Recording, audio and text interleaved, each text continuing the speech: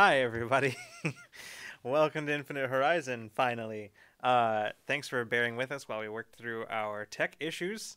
They're bound to happen from time to time.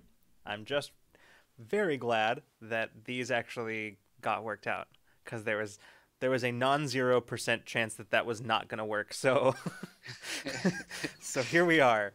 Um, so welcome everybody to tonight's episode of Infinite Horizon. Um, let's see. Before we get started, I do have a thing that I'm going to quickly throw out to everybody because those of you who to whom this is relevant may not have seen it, and others of you may wish for it to become relevant to you. But last night, pretty late, I uploaded the Mason character journal to the Patreon, so that is there, available to patrons of all tiers, as well as Twitch subscribers. If you have connected your Twitch to your Discord, you should already be in the appropriate channels. So if you check in our Discord under subscriber rewards, the subscriber rewards channel, you should find it there. It has been uploaded and it's very good. I am very pleased with how that turned out. So yeah, you're gonna want to check that out. It's really good. It really is. We had a lot of fun recording that one. I know. It was pretty great. You're all freaking out as we heard it. Yeah. All right. So, all right. Amethyst Cat Lady, I'm sorry you are not feeling well, but hopefully some rest will do you good. But thank you for tuning in. All right. Does anybody have anything else that they wanna say right now at the beginning? Nope. All right. We're good. Then we shall begin tonight's episode of Infinite Horizon.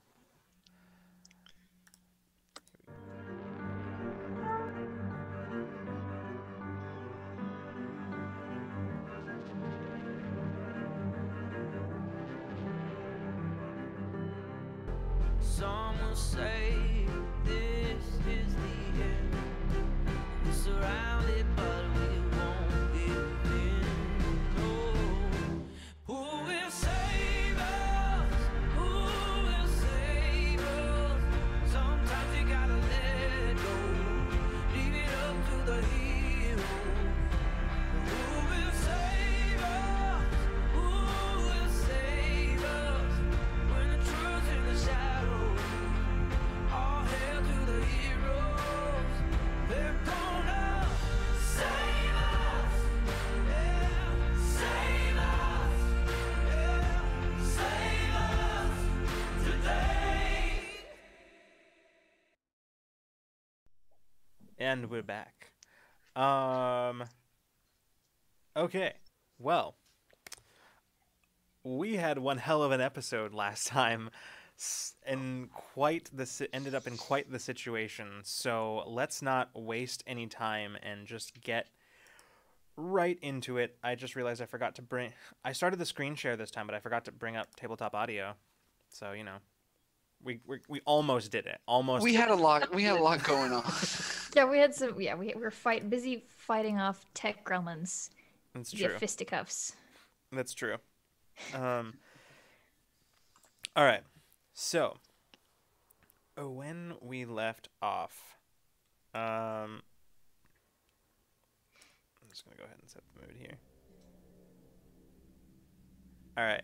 When we left off, on Infinite Horizon, the crew of Awakener was on their way to meet a contact, of Wires, somebody that she informed them was a respected professor of archaeology, of exoarchaeology,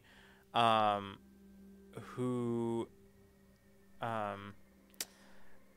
had been studying the very same artifacts that Silverbreak seemed to have been interested in. In fact, what might have been the same type of artifact that Peach saw, or caught a hint of, back on the colony of Eos. In order to find out what Silverbreak is up to, Wire suggested that you go and talk to this professor who had a while ago left some of the core word systems and made his way to the border worlds to study this phenomenon of an heretofore unconfirmed ancient alien civilization.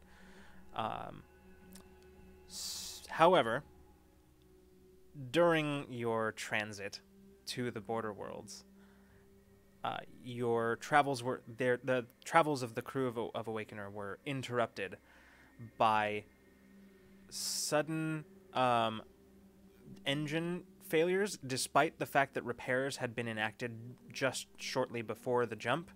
And upon investigating, they uncovered evidence that there was very likely a message that had been sent, a data package sent from Awakener to a Silverbreak relay. Shortly thereafter, 2 Silverbreak vessels jumped into the immediate vicinity of Silverbreak, or of Awakener, that then began scanning the area in a pattern that suggested they knew at least where to start looking, in spite of Awakener's silent running mode.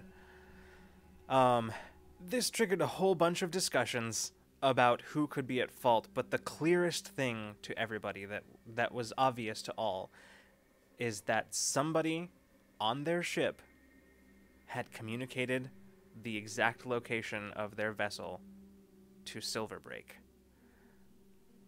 indicating that there was a traitor in their midst. This led to a bunch of wild speculation and trying to decide what to do.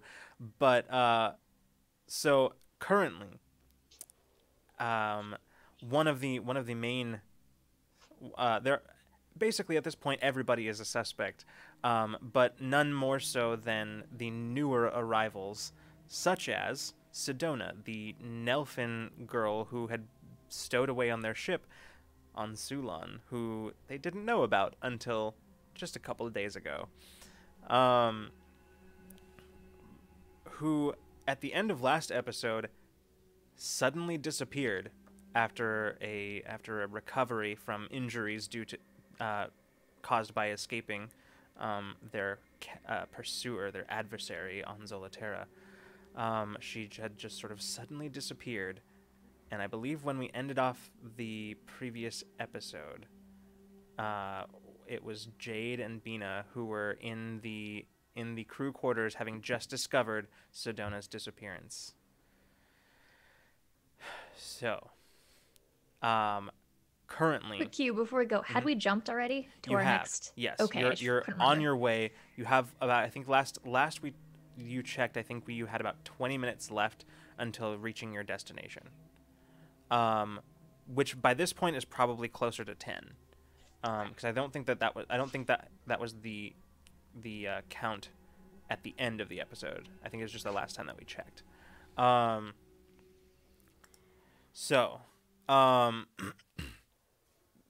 Jade turns to you, Bina, as you are standing there after your last words were, "Let's go find her." He turns to you and he just says, I just wanted to make sure that somebody was with her. I didn't think she was going to be gone. Bina, does this mean it's her?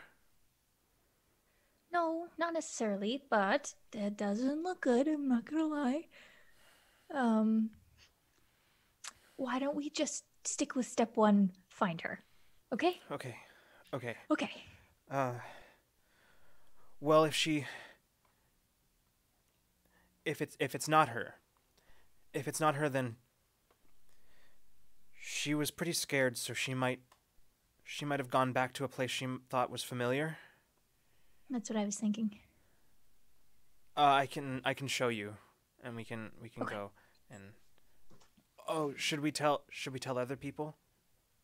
Oh yeah, Bina's gonna text the group chat. Yeah. that she's gone. Okay. Jade just nods, says, "Okay. Is my terminal like are our personal terminals connected to Awakener systems at all? Yeah. You. Could I do we have? I know that most of the cameras, if not all of them, are down. Like feeds, security feeds are down. Do we have any sort of internal scanners, or is everything non-essential down right now for this jump? Pretty much. Well, I think Alma hadn't finished. Before you ended up having to jump, she hadn't finished actually turning things off. Okay. So like, I mean, yeah, there are internal scanners for sure. I just want to look for where are all the life signs in the ship is what I'm angling for. But if I can't do that, that's fine. We'll try something else. Okay. Yeah, you probably can't access that from your terminal. Okay. I'll find a wall one maybe. Yeah. Yeah. So you kind of go over and pull up a wall terminal. As Jade is standing behind you, sort of anxiously going from like foot to foot behind you. Taking a look over it, you notice that there are in fact several life signs that are visible to you. So you quickly go through and note yourself and Jade standing in the hallway, as well as Peach, who is currently making her way out of medical. Mason and Olem, who I believe are still on the bridge, as well as Abriel in the med bay, and there is another life sign that is right around the vicinity of the engine room, that just sort of as you're looking at it just blips out of existence. Yeah. Yep. Just blips. Okay. Yep. Jade notices it too and says, "There, that's that." And Patch wouldn't show up, right? No. Okay. Cool. All right, I'll put that away, and I'm just gonna take off towards the engine room. Okay. Engineering. Yeah, as you're making your way that direction, you would be passing. You'd pass right by Peach, who is just exiting medbay. So Peach, as you're stepping out of medical, you see Bina is speed walking. Bina speed walking with Jade like right on her heels. As you see the two of them, very determined faces, expressions just walking past. Hey, do you guys need another person, or are you good? You can come if you want. It's your call. We're just gonna go because I don't know where she's going, and we want to catch her before she gets. I don't know. We're gonna. Bina just turns around and goes. Yeah. Bina does not have full thought process right now, so it's your call. Yeah. You can. Jade just decide sort if of you'd like to follow. absently over his shoulder, just like kind of like turns and like looks to you and is kind of like backwards running to keep up with Bina. Just turns. He says, "Sedona disappeared. We don't know we know kind of where she is. We don't know where she's going. We're gonna go find her. Okay, bye." And he like turns and just like follows Bina. Good luck. You guys call if you need anything. God, we have to have Jade with Bina at all times when she's not feeling particularly chatty because he's just gonna translate. It'll be great.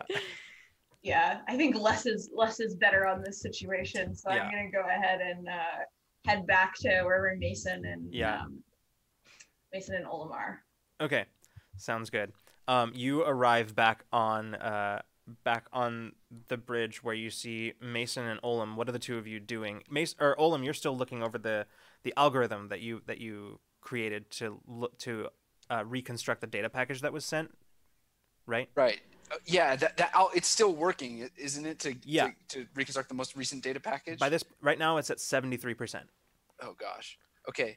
While I'm waiting, so did we say last time that we've like disabled all outgoing communications somehow?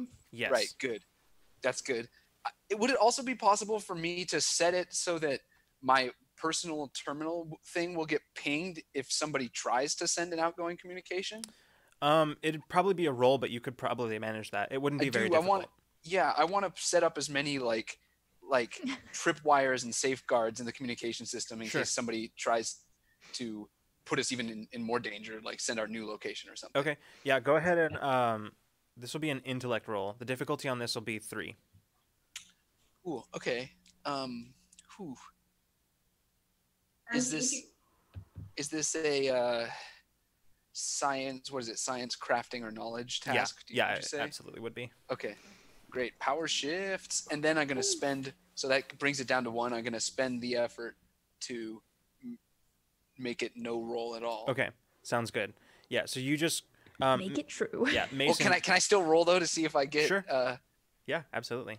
a 1? No, I mean a 20. 17. Okay, So cool. So yeah, you Mason, you're sort of like looking over his shoulder, watches his fingers fly over the holographic interface as he just starts throwing stuff in as you basically successfully start rigging up a few of your own well actually some of the receivers from Awakener to first ping your terminal. So the moment anybody tries to send any communications, or the moment that Awakener receives any, you'll know about it first. cool. And I think I tell Mason what I'm doing, just right, just so it doesn't seem like I'm trying to be bad. Yeah. Oh, I know. I know. You're good. Yeah. Well, Keep doing that. well, Mason just checks his gun and just sees if it's looking all right. Yeah, this is the scene that Peach walks into with Yeah, I was about to say. I bet I walk in around yeah, this point. with Alma still sitting at the helm. But yeah, who doesn't seem to be paying attention to what's going on around her, just sort of focused at the moment. How's it going in here? Waiting just, for this letter. Yeah, just waiting for the bar to fill. Do we know when it's going to be done? I say it's 74% minutes, but a handful of them. Let's see. Did I know that you went? I can't remember last time. Did you say that you were going to see Abriel? Or did I think there was an understanding that she was following her out. Right, I do remember. Yeah, I think that. No, because remember I faked a headache. Pretended that I had a headache. Right. Yeah. That's right. Yeah. Got my head all checked out. Oh yeah. And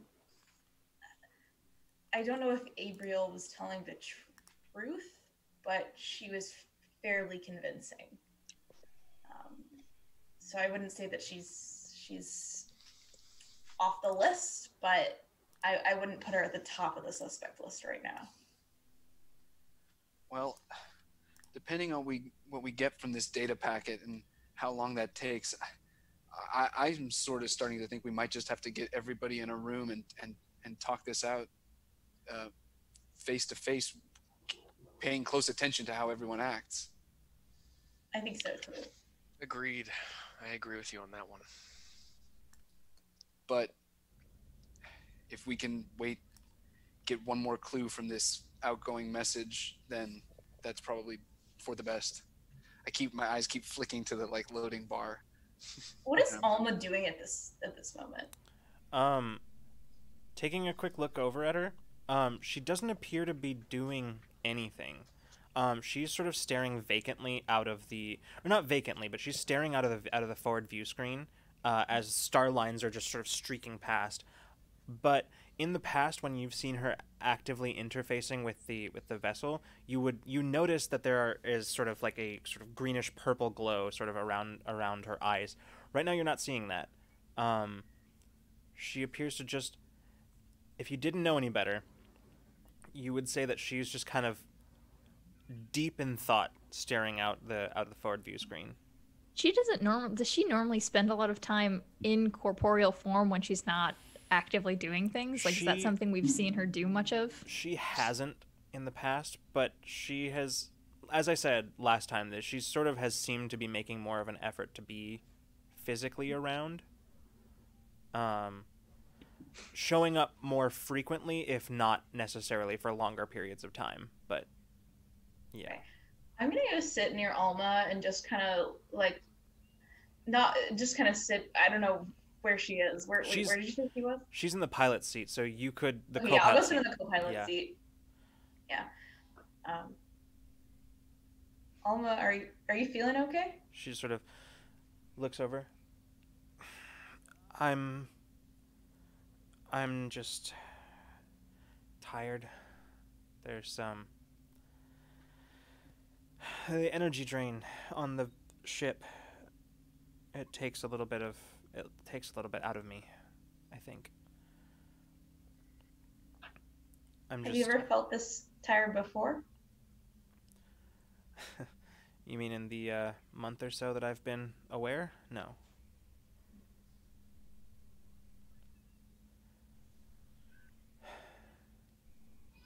I think... I don't know. I think that might be something to do with the situation that the ship is currently in. I don't know. I mean, I've felt it when we've expended energy before, but this is a lot more. Well, it's just a lot more.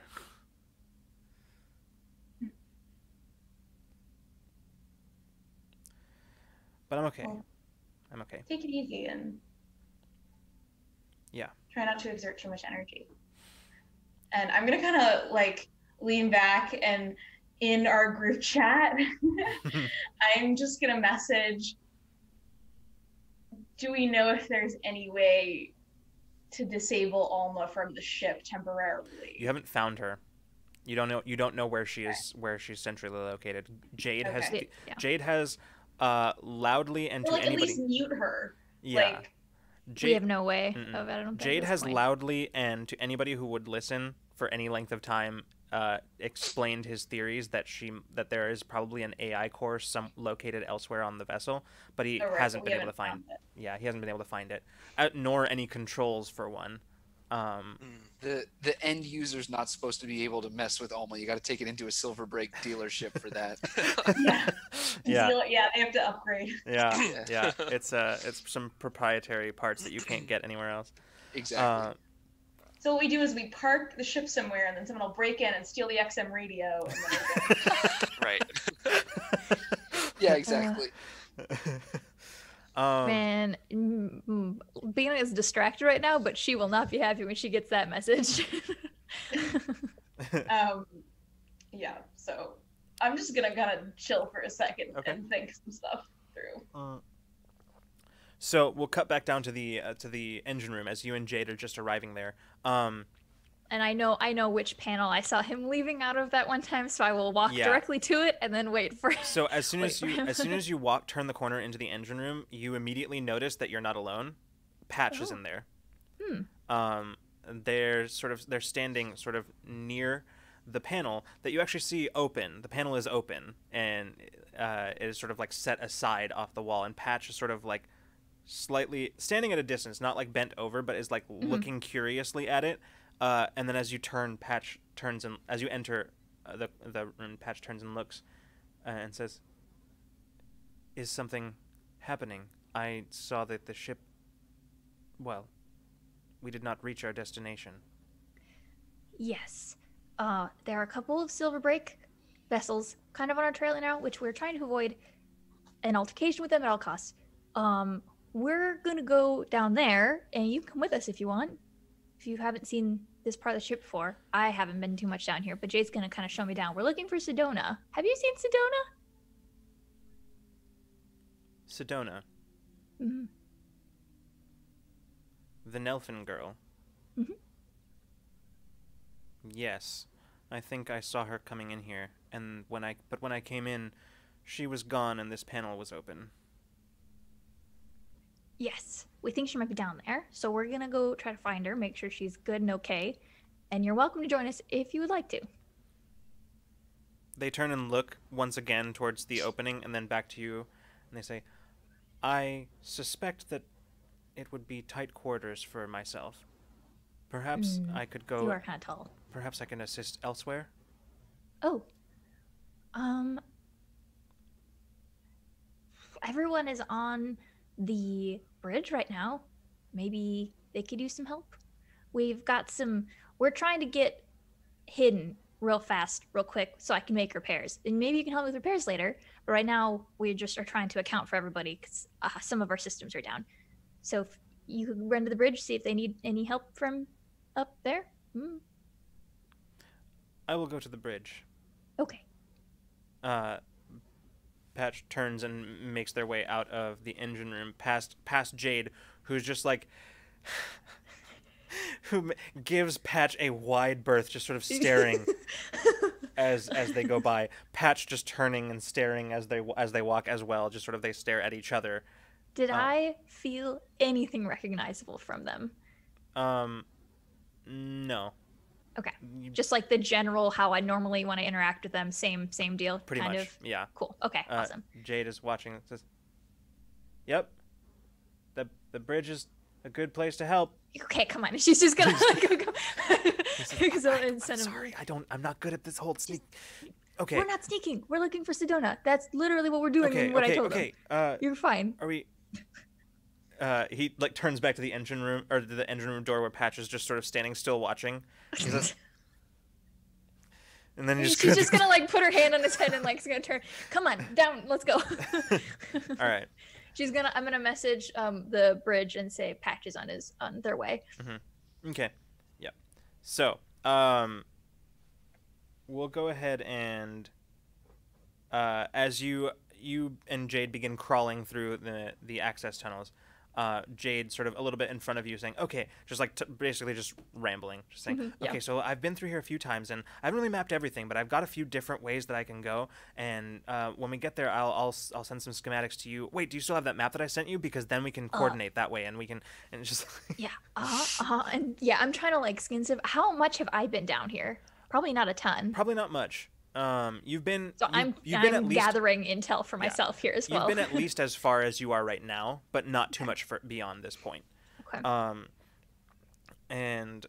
So I'm listening, but I'm also trying to like map this out. Because basically not map it out, but like get eyes on everything. Right. Because basically where you are right now, this access way, the part of it that you most routinely need to access, this panel moves. And when you step in, when you crawl inside, just a short way in, there's sort of a T section that kind of dead ends up to the left and right, where there's sort of various access to various commonly replaced ship parts and things like that, and just a lot of like diagnostic panels and things like that are in here. So this part you are familiar with, but beyond this point, there's very little that you've gone into. That's mostly been Jade's purview. Anyway, I'm gonna kind of do what I did when we were on that the colony, when we were taking that colony base back or whatever, and kind of just like feel out, kind of like put out. I try to see if I can pick up any emotions from people who are not me or Jade, obviously. Okay. Yeah. While we're down here, while we're moving. In the immediate vicinity, you feel Jade, but as you kind of cast out and as you continue moving, we're gonna at this point push a little bit ahead as on the bridge, those of you on the bridge hear the kind of softly clanking footsteps as Patch makes their way into the bridge, and as they do, Alma straightens up and says, "We're dropping. Stand by." And then the ship just you feel that jolt, that slight jolt as the ship drops out of FTL, and immediately around you, you see yourself surrounded by luminous dust clouds, bright orange and purples that just sort of spiral out around you, as Awakener just sort of drops out just on the edge of a nebula. Alma says, "I'm taking her in, putting the shields up. From the time we go in, we'll have about maybe 3 hours before the nebula starts doing some damage." Okay, all right. We'll make sure to be out of here by then. Alma turns to you, Mason. She says, "Do you remember how to disconnect and reconnect the power couplings?" Yes. All right. You might want to get down there as soon as possible. the less time we spend in here, the better. Couldn't agree more. Patch looks up and says, "Might I assist?" Yeah, absolutely. Olem, send me in a copy of that once it loads. Thank you. Absolutely. So I can like read it on my arm at some point. All right, I'm gonna head down and Yeah, you and Patch make your way to the engine room. As you just sort of it's not a particularly complex maneuver that you watched Bina and Jade pull off before, and having seen it done, it's pretty straightforward. You know what to do.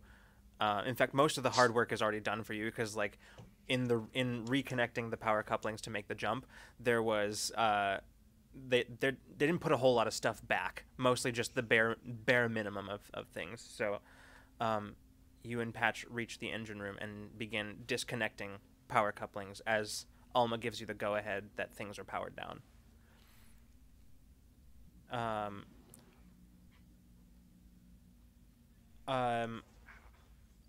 On the bridge, Alma takes a moment, stands up from the pilot's seat, and she says, I'm going to focus on a few other things and try to conserve some of my own energy to whatever every little bit helps. All right. I'll keep an eye on things in here, and I'll try not to be too much of a drain on our systems. Yeah. Let me know if you need anything. I'll still be active. Just giving the emitters a break. Yeah, I think it's best if you can get some rest. I won't bother you for a while, unless I have to. And she dematerializes. Before she goes, is it possible to get any kind of read on her? Does she just look exhausted? Does she seem like she is like I just want to get a general kind of read on her. So to get any more than what I've told you, I would say you're either gonna have to make a roll, or another intellect spend, like another insight spend. Okay. I mean, I can roll for it. What's the It's not going to be a very difficult roll. This is an intellect roll, and the difficulty is going to be 3. Okay.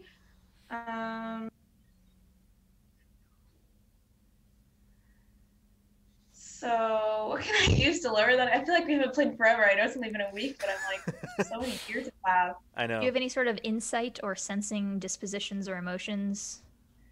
No. Sensing intentions? No, I don't think I have anything that can really help with this besides because I didn't say anything to her like to help. I just asked. So, yeah, I think I just have to roll. Okay. So it's a difficulty 3. So 9 or better is what you need to get. Yeah, actually, I'm gonna spend spend a level of effort just to cut down a little. I would say instead of, if you're gonna spend anyways, you should just spend for the insight. Oh yeah. Instead of spending to lower to roll in case you don't get it, or you could just get it by spending. That's true. I'm just gonna roll. We'll just see what happens. It's not a huge question. It's a small question. All right. Yeah. So 9 or better. Oh, it was a 4. So I don't know shit. Okay. Yeah. I mean, she disappeared really fast. Yeah. She went pretty fast, and when she said what she said, she was kind of turned away from you. It was a little difficult to get much from any sort of like facial expressions or anything like that. But yeah. As we're gonna go ahead and actually, unless there's anything that you want to do on the bridge specifically right now. Is Patch here yet? Oh, Patch came up and then left with Mason. Oh, right. Sorry. Yeah. Never mind. So it's just Olem and I. Mm-hmm. I'm doing everything I can. I'm just trying to make the bridge and my terminal for me like a center where I can tell everything, like as much as I can, about what's going on in the ship. So if video cameras are down, I like video cameras. If security cams Security are down, feeds, yeah.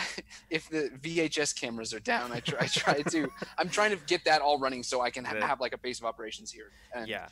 You could probably do the same thing that Bina did, which is internal scans, Yeah, looking for right, life that's what signs I'm- to keep, It's gonna keep be an eye on. the thing is, it's gonna be harder now because a lot of stuff is shut down.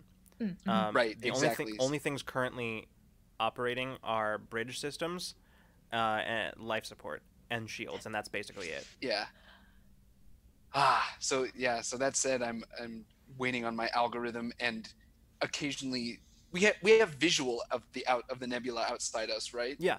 Like through the screen. I'm just trying to feel like I have an eye on things as well as I can up here in the bridge. Mhm. That's what I'm doing. Yeah. And you just sort of, the waiting continues as you watch the bar creep up over 88%. I put my cursor on it and then watch really closely. as it... Yeah. Except it's like a hollow screen. Yeah. We'll cut back down to the engine room as Mason, you and Patch are just finishing connecting the power couplings to the charger. As Patch just sort of hands one to you, looks back over their shoulder, and she says, "I believe that was the last one." Oh, good. Thank you. I think I did this correctly as far as I know. As far as my understanding of this vessel and its systems, I believe you are correct. Well, learning little things here and there as I go. Huh. Oh, how are you? How are you doing? How are you holding up? I am functional. Yeah, functional. I need coffee to be functional. You struggle with dependency. Excuse me? Oh. Yeah, well, It is You know, a it's- common enough problem amongst organics, or so I have been led to believe. yeah, you're right. You're not wrong. It's definitely one of them. It's like charging the battery, though.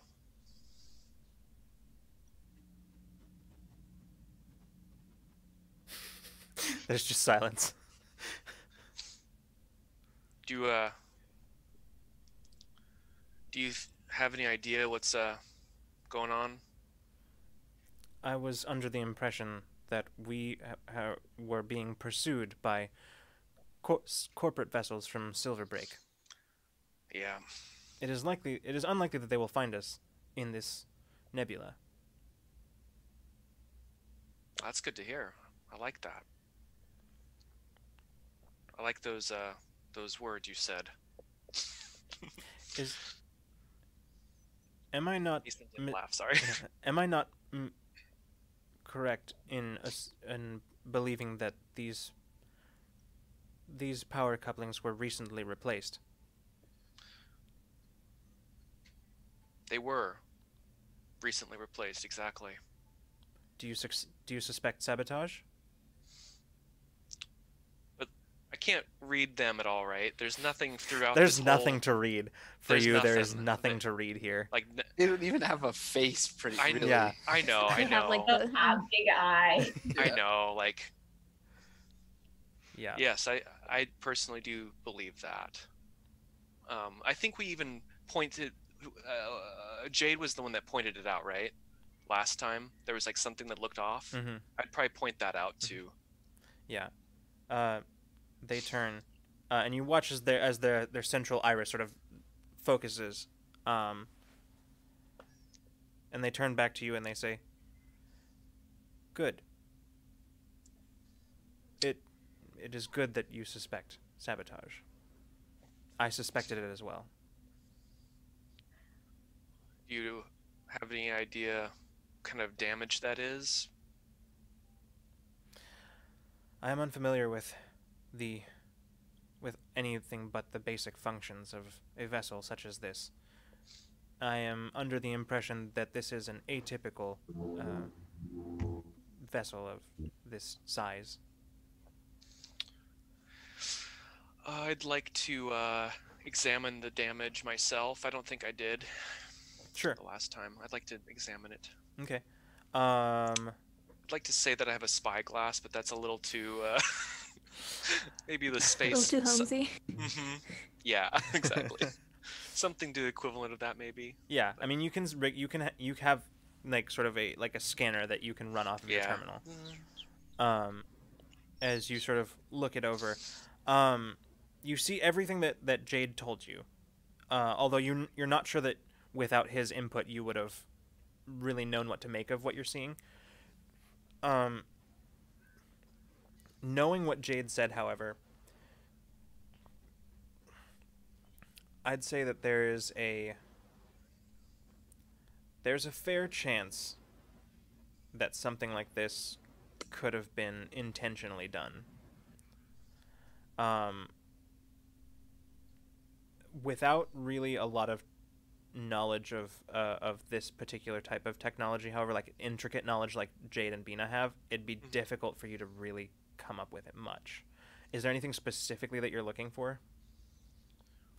Well, the damage type, like, yeah, basically, like, could I discern, you know, how, when you're looking at,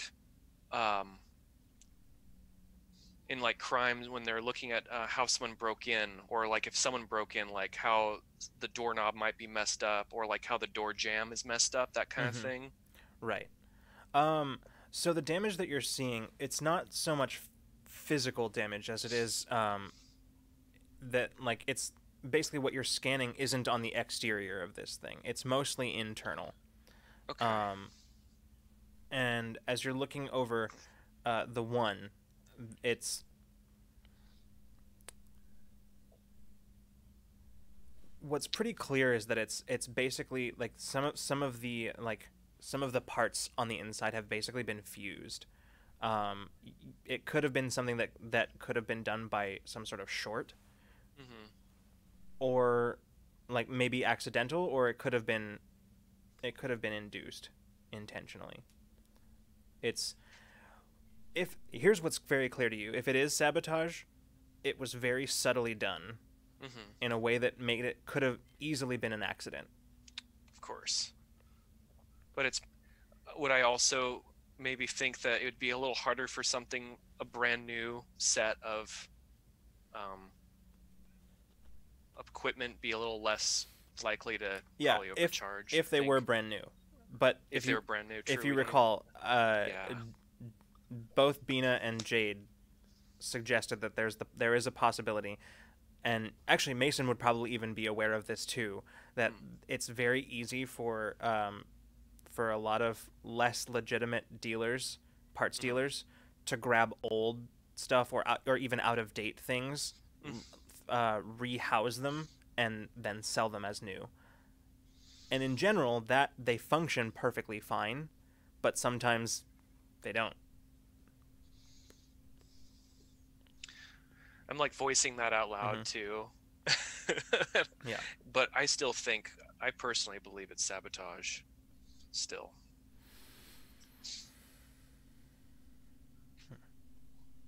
Speaking of dependencies, and I pull out a cigarette and I light it. I gotta think. Patch just It turns. better be out by the time Bina goes back up.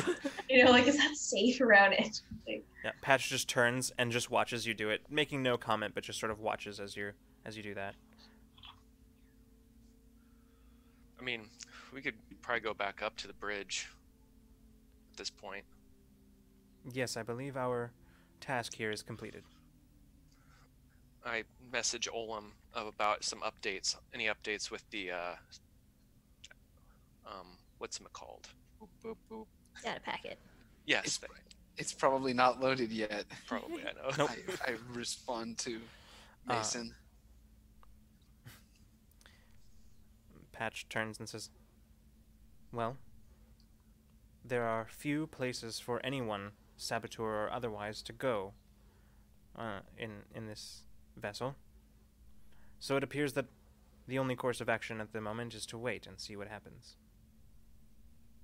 Yep. I know. I hate waiting though. Yes, I believe I have a distaste for it as well. And we'll go from that, and we're cut to Bina and Jade crawling around.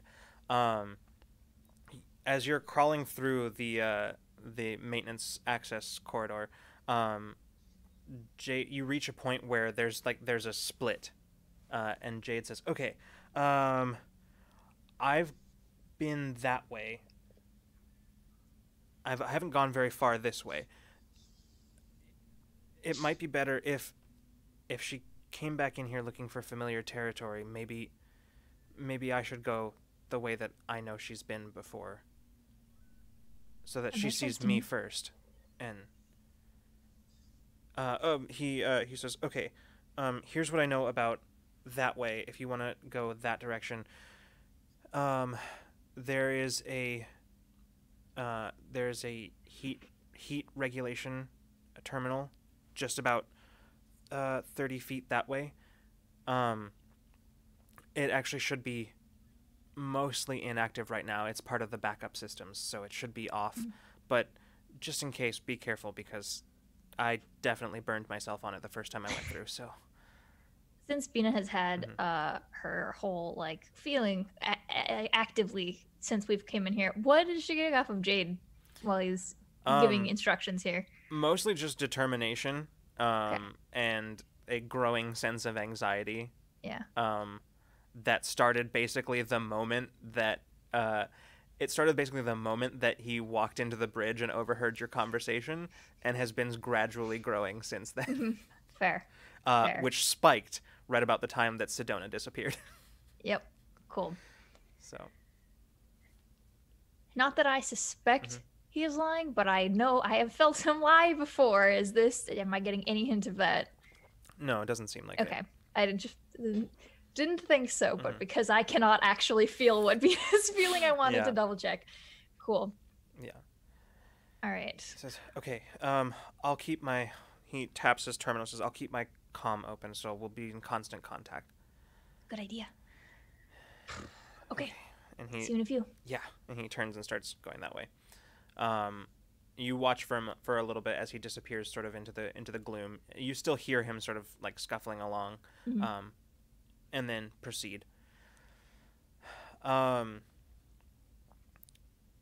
You are crawling for a few minutes. You do pass the power regulation terminal that he described. It is in fact inactive at the moment. As you sort of skirt past it, it does jut out into corridor a little bit, so you have to kind of squeeze past it. But you move on a little ways. I'm going to give this one to you. I'm not going to make this a roll because you are specialized in tasks relating to sight. And I have a power shift in it. Right. So I have a -3 to rolls. I'm not even. I'm just going to give this one to you. As you are crawling around, you almost miss it, and then you stop and you turn back and you realize that concealed behind basically what is a bank of wires and conduits that are sort of running along the access shaft, you actually see that there's another path. One that it's very likely Jade missed. It's difficult to see, and chances are, without specifically shining a light in that direction, Jade would have missed it. Is there any indication here that someone's been through here? Not that I would, I guess I don't even know how I would notice that if there's things it looks like there a path between some of it that is used often. I don't even know. Foot scuff marks from the bottom of a boot. I don't know. Anything like that. You would notice that there does appear to be on just sort of a small scrap of cloth that is sort of torn off on the edge of the corridor, just behind some wires, as you're sort of poking through it and looking. The cloth is sort of a very light brown cloth that it's very light to the touch. It does look very much like what Sedona was wearing. Yeah. Cool. So I'm going down that tunnel. I'll also give you this. Okay. As you start kind of going in that direction, you start focusing in that and your intention in that direction, you feel a slight sense of confusion and curiosity. Not suddenly. It's more like it was gradually growing, building. and then I noticed now. it. Yeah, you notice it. You're aware of it. And is it a quote unquote voice that I can place? Maybe. Does it have any familiarity to it, or is it completely new? Vaguely. Or would I not have any Yeah, inclination for that at all? vaguely familiar. Okay. Yeah. Well, I would like to go that way. Okay. I would like to be. I want to try not to like clunk around too much. Like I'm not trying to sneak up on anybody, Mhm. but like I don't want to be like rowdy down this tunnel. Yeah. You. And this is how tall. How like what are the dimensions of this? Like how tall? I know I have to crawl, but like Yeah, it's probably about, I'd say about 2.5 feet high. Okay. Maybe about 3 feet in some places. And then the width varies depending on where you you're are, at. but Cool. usually no more than about 5 feet wide in any one place. Generally less than that. Cool. But this particular corridor is a little narrower as you kind of like push through it. As you're looking, sort of following some of the wires and conduits that are routed this way, as you're looking along them, sort of taking a look, you're noticing some of these look like power, like they're power lines. Oh. As you start kind of pushing along, you actually you expect it to go a little bit longer, but actually the short corridor that you have the hidden corridor that you found ends rather abruptly as you kind of push yourself out into a large-ish chamber, tall enough to stand in. Like quarter style chamber, or just like a No, room that has tech in it? It's mostly that, a room that has tech Okay. in it. And what you're specifically looking at, from your particular view, it is a cylindrical chamber. You can't see it all, however, because what's immediately blocking in front of you, your view, as you step in, is this tech construct in the center, where you can see a variety of the conduits and wires that run directly into it. You can sense, however, just on the other side of it, you sense that sense of curiosity that is sort of growing, along with that feeling of confusion. But you also Is that it's the same two person, separate same source? same Okay. person. But you also are picking up something that you didn't notice before. Now what you're picking up is that sense that you feel when somebody is asleep or unconscious. Okay. All right. Great. I would like to slowly make my way around. I want to go get eyes on who's on or what is on the other side of this room. You kind of crawl, sort of maneuvering as you out of the access shaft, as you sort of come to sort of a kneeling position behind this construct before you. Still really unclear what it is. One thing that is very clear is that it's giving off a fair amount of heat. And as you are Before I move, this is not any sort of tech that I've ever seen before. Nothing is familiar about this. I mean, it's not that it's not familiar, it's that you're just haven't really gotten a good view of what it is. Yeah, okay, cool. Yeah. Fair. It's right now, basically what you're looking at is essentially just a bunch of like wires and plugs going into like something that you're not entirely sure what it is. There are vents on it. That much you can see. There are vents. That is where a lot of the heat is coming from. It's very hot. Like a lot of this heat is just is going out. You can actually see a lot of cooling coils as well. As you are stepping out, kind of pushing yourself out from around this thing, you start to get a view of Sedona, who is sitting cross-legged, staring up at this construct from the other side of it. She's just sort of sitting there, hands clutched in her lap as she's looking up at it,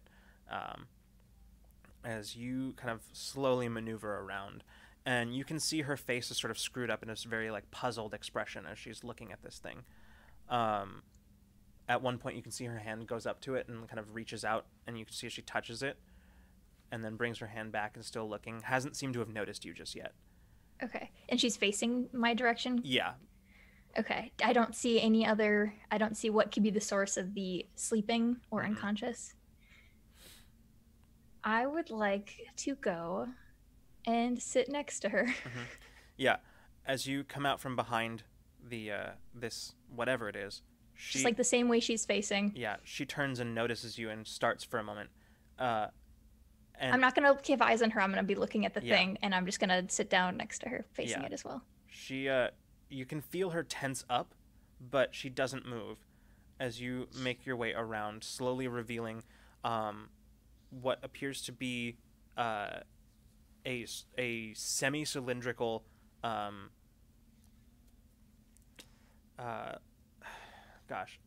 it is a relatively long object that reaches nearly to the ceiling of this chamber. Not particularly high, maybe only about 7 or 8 feet high. And as you're maneuvering around the side of it, revealing more and more of the front of it, you can start to see part of it about halfway up is some sort of like plexiglass almost. And you start to recognize it as you start moving around.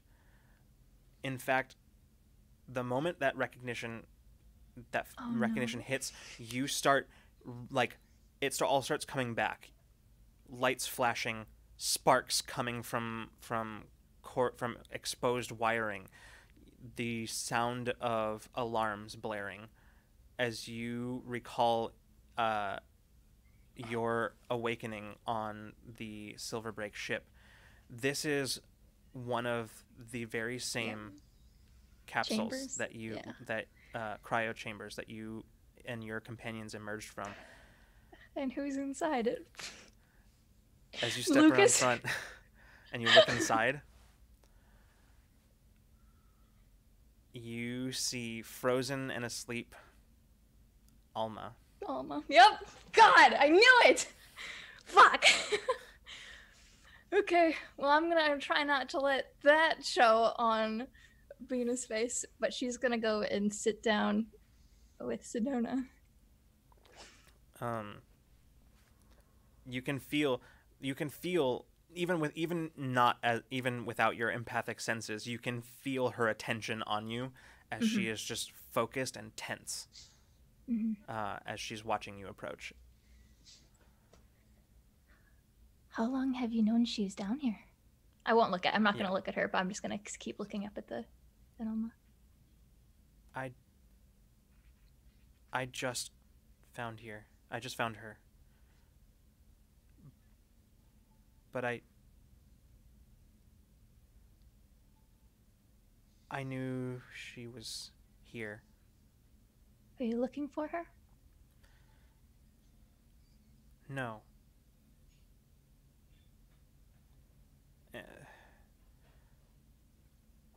Do you know her?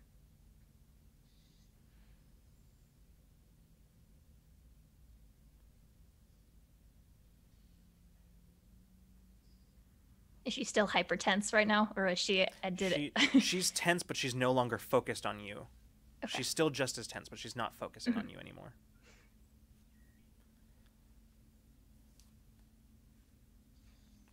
What have you learned?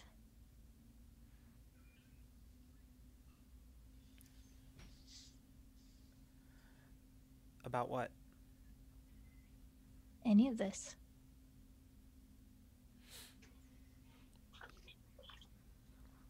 It's how they keep them asleep. So they can move them. Or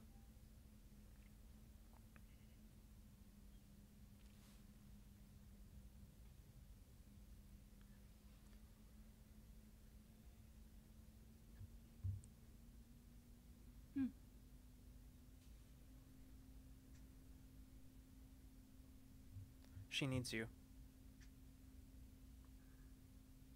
Is she still just sitting? Like she's just gonna sit with me here? Yeah, she's still sitting. She's still tense, but you can sort of feel her gradually relaxing.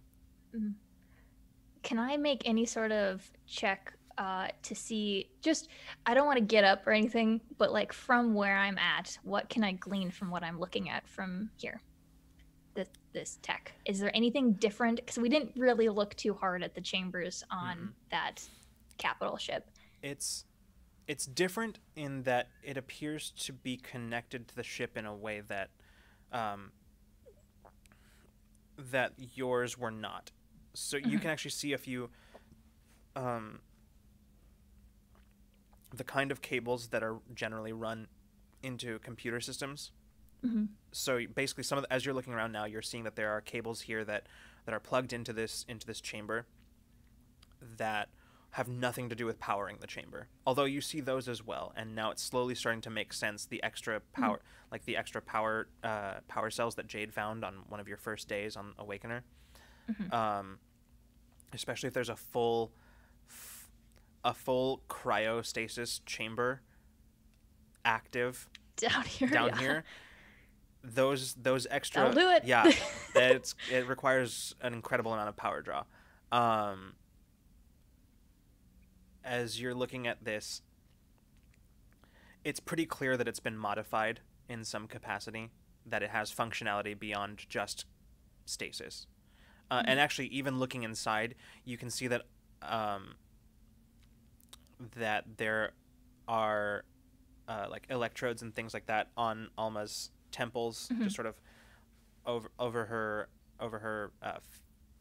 her head, and as well as like arms, but they don't the curious thing is that they don't look like they're there are some vessels that have neural interface headsets for people to interface directly with vessels. It's advanced technology, but curiously, she doesn't appear to have anything like that. These appear to be purely monitoring. And speaking of which, as you're looking, you also, as you're sort of scanning the exterior of it, you also find life signs, like the you can see regular heart rate, and you can see that's being monitored, as well as a monitor that makes a little less sense to you, but you at least recognize as neural activity. But yeah, people mechanics mean nothing to her. She has that's not her thing. But yeah. Sedona repeats again. Says, "She needs you." What? She'll look at her at this point, and like we'll turn and look at her. She needs you. Her plan's dangerous. It might not work, not without help. What's her plan? I don't really understand it. I don't know a lot about ships. Okay. Well, I do. So maybe we can collaborate, get somewhere together. What do you know so far? She looks up at you and she says, "They're here." And that's where we're going to cut back to Olem and Mason on the bridge, or Olem and Peach on the bridge, as the two of you are sort of now at this point, sort of you've both reached a point where you're just sort of both anxiously just sort of staring at the bar as it's sort of creeping towards complete. Yeah, I'm over Olem's shoulder, like, is over there yet? I want to try to tear myself away and now just be like, with my hands on the console, just like staring into the swirling colors of the nebula, trying to distract myself. Yeah. Peach, as you're watching it, as it creeps to 99%, and then after like an interminable time later, it clicks to 100 and just beeps. as Olem, you glance over at it and you watch as it says reconstruction complete. As Dinner's ready. yeah, the like screen suddenly changes as you see the files opening up, and as you're looking, you first you're not entirely sure what you're looking at. Just it looks like a bunch of data, but you're not really sure exactly what it is. But the more you look at it, the more it starts seeming familiar to you before you realize simultaneously that what you're looking at are first things first is you notice your names. And then as you start going through, you look and you start seeing the thing that is very clear, that clearly defines what the primary contents of this package, of this data package is that you see the same comparison that Abriel showed you earlier, the neural comparison between yourself, or the genetic comparison between yourselves and the warped, as well as what appear to be a bunch of encrypted files that are labeled rather ambiguously as report 1 through report 23, and yeah. I just turn to Peach and whisper, April. Olem, is the med bay one of the videos that's down? I think that They're all camera's down, I down, think. isn't it? They're all down now. They're all Yeah, down. that's what I say. We can't see anywhere except here. Do you want me to bring Abriel here? Should we go to her? At this exact moment before Olem can answer, you see as the alert sounds on the console as you turn, and Oh man. and you see on the console the flashing light showing that ships are jumping into the vicinity. Oh goodness. Oh, Oh shit. no. I like, Do you got this? I say, yeah, I think so. Yeah, I'm gonna sprint to the med bay. Yeah, Peach is already out the door before you even finish answering. Right. Like I'm asking as I'm running. Yeah. Olem, you what do you do? I try to, is the system that would allow the like silent running camouflage mode turned off right now? No, that's on. That's on still. Okay, I make sure that the silent running is on, and I guess can I scan to see what kind of ships they are that have just arrived? Or If you scan, there's a real possibility they'll notice. Yeah. fuck, yeah, that makes sense. Okay, so then I don't do anything. I just make sure that we're in silent running mode, and then like for a sec I move out of the way of the window, and then then I realize how meaningless that is, and I just stand there staring out into the nebula. Yeah. As you're sitting there, Alma materializes once again as she says, I don't know how, but they found us. I say, oh, go on. No, she's just looking out past you, out the forward view screen, where you still can't see them, but yeah. I say, well, we're running silent. I think other than keeping that going, there's nothing really to do, unless you have an idea. It's got to be something else. No transmissions have gone in or out since we... Nothing. And they didn't find us before we jumped. Olem, they're tracking us somehow. I don't know how. There must be something we haven't detected on board the ship or possibly on the surface outside. The measures that you enacted to block any transmissions should have fixed that. Wait, did you say outside? Yeah. Is it possible there's something fastened or magnetized to the hull? Maybe. No. Maybe. No, I would have noticed. I would have... Unless...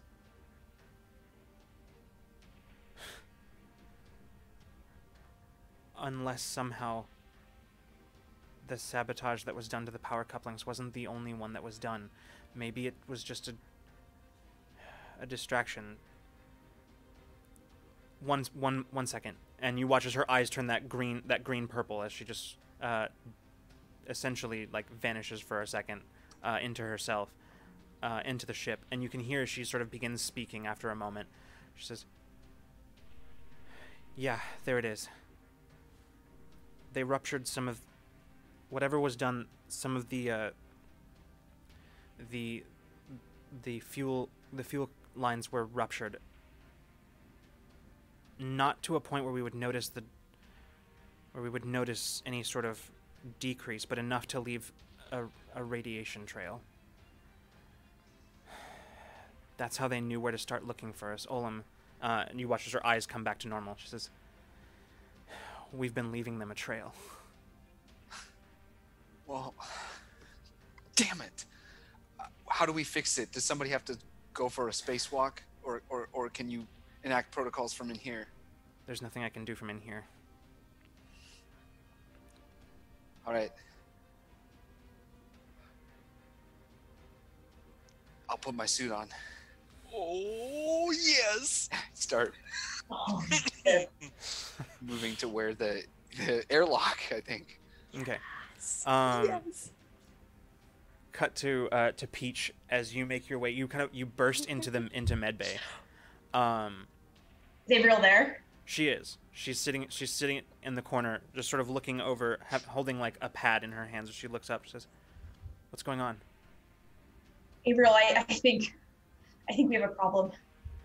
She sets the pad down and says, "What is it?"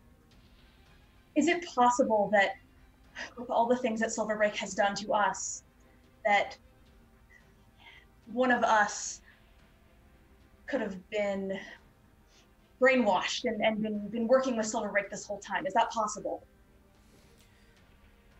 I mean, I guess, but I mean, why? What's happening? I just think things that I've seen, I worry that one of us could be working with them. And I mean, all of that we've gone through with the corpse and all that they've taken from us, I just can't imagine that anyone would work against us. I mean, we've been through so much, and I'm gonna attempt to impart ideal on her and try to basically convince her that like we are kind of in this cause together, and that anyone who would be working against us is basically like doing the most evil of things. Like, yeah. Okay. I'm gonna have you make a roll. Yeah, it's a intellect 3 spend. Yeah, there's I could read it if that helps, but no, I was looking it over actually earlier, okay, so thought you might. So yeah, this will be a difficulty 5 roll. Okay. Does pleasant social interactions help with this? I'm convincing her of something. What's a pleasant social interaction? Sure, I'll allow No it. one's hostile. Yeah. I guess. Nothing hostile. Yeah, I'll allow it. I'm specialized, so that takes it down 2 steps. And I have. What do I have? Fuck, I don't have a power shift in this. I like it. Okay. I am going to spend 2 levels of effort. Okay. Bring that down to a 1 difficulty. Right? Yeah? Yes, 2 levels of effort. Yeah, that'll bring it down to Okay. a 1. And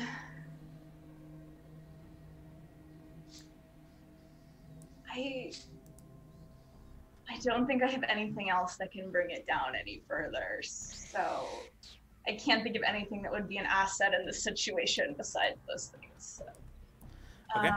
So it's a difficulty 1. Yeah, it's a difficulty 1. All right, 3 or better. 3 or better. This is a new die, guys. Nice. You get it. Perfect. I rolled my dice.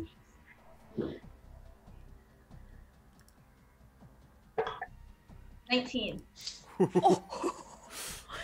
So that is Nice. minor effect. So, so here's how this goes down. You just sort of reach out, and while you can feel that she is. You can feel the defenses around her, or like her mental defenses, as you kind of reach out. You just sort of easily sweep them aside.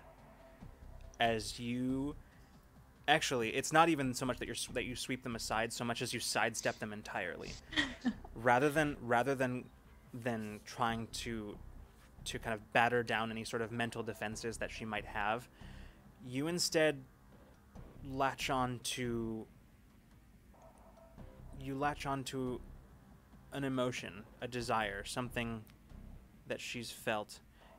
You're not entirely even sure what it is yourself. You just sense intuitively that's something that she wants, something that she has wanted.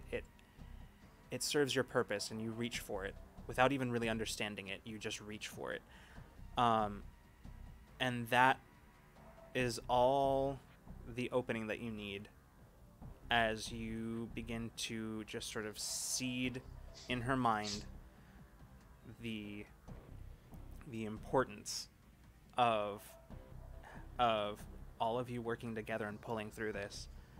As she starts slowly nodding and looking, as she looks at you, you watch as her face kind of takes on sort of, rather than like the confusion, or not confusion, but the attentiveness and concern that she was displaying before, slowly melts away to sort of a determination.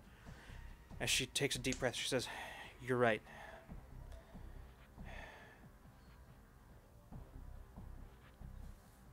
What do you think? Do you think that it could be one of us? Yeah, I think it could be.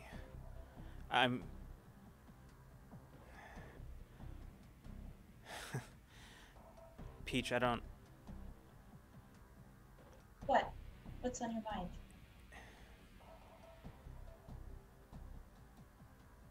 I told them where to find us.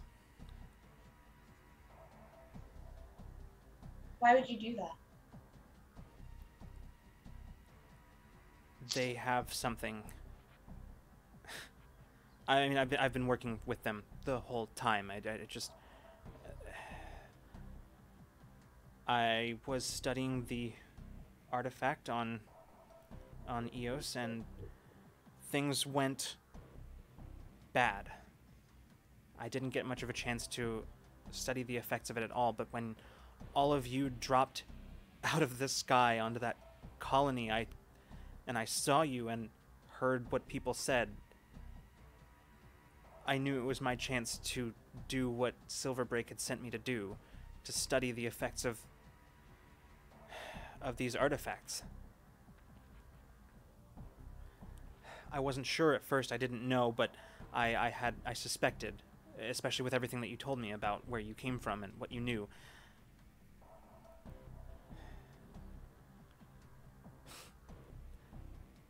They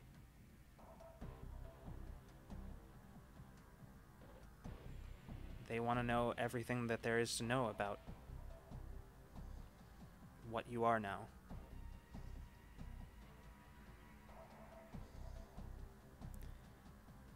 And how can you fix this for us? I wasn't focusing on fixing anything, but so I just... There's a rupture in one of the fuel intakes. I ruptured it so that it would leave a radiation trail, so that they could follow. But there's no... I knew that any sort of mechanical tracking device or anything could be discovered easily, so I went for that instead. So there's nothing else, as long as... If that's repaired, then they won't have a way of tracking us again. Okay.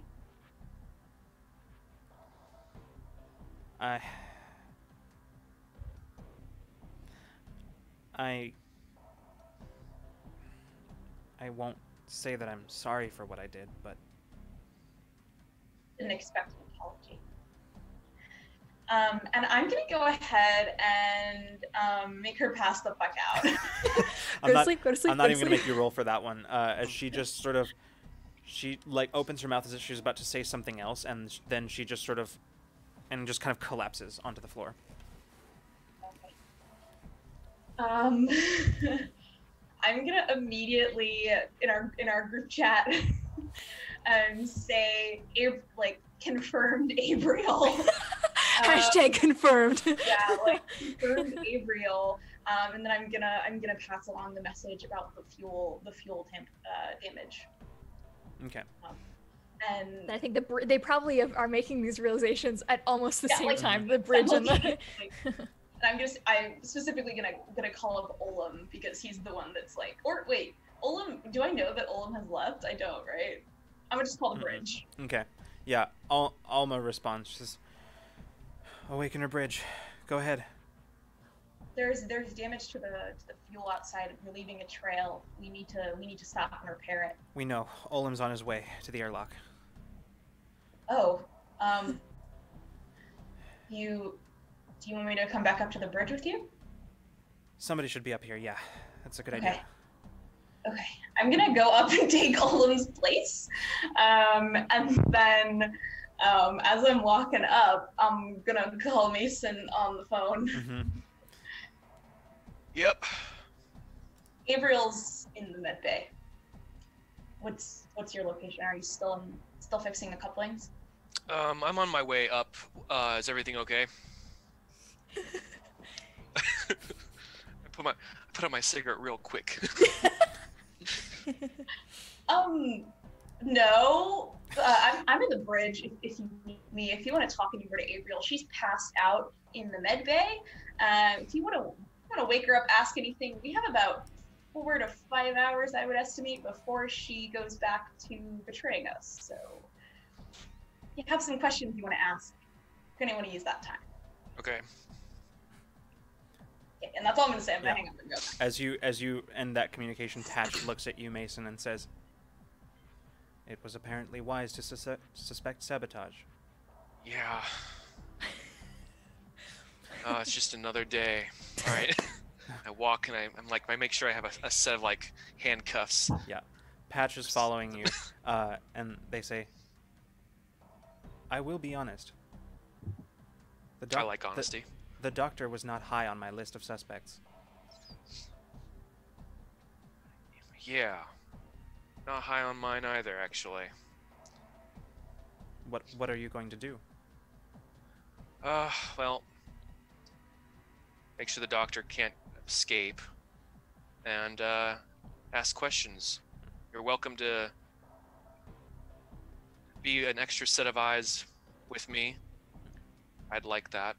Buddy cop, Patch and Mason. Yes. Patch just turns to you and just says,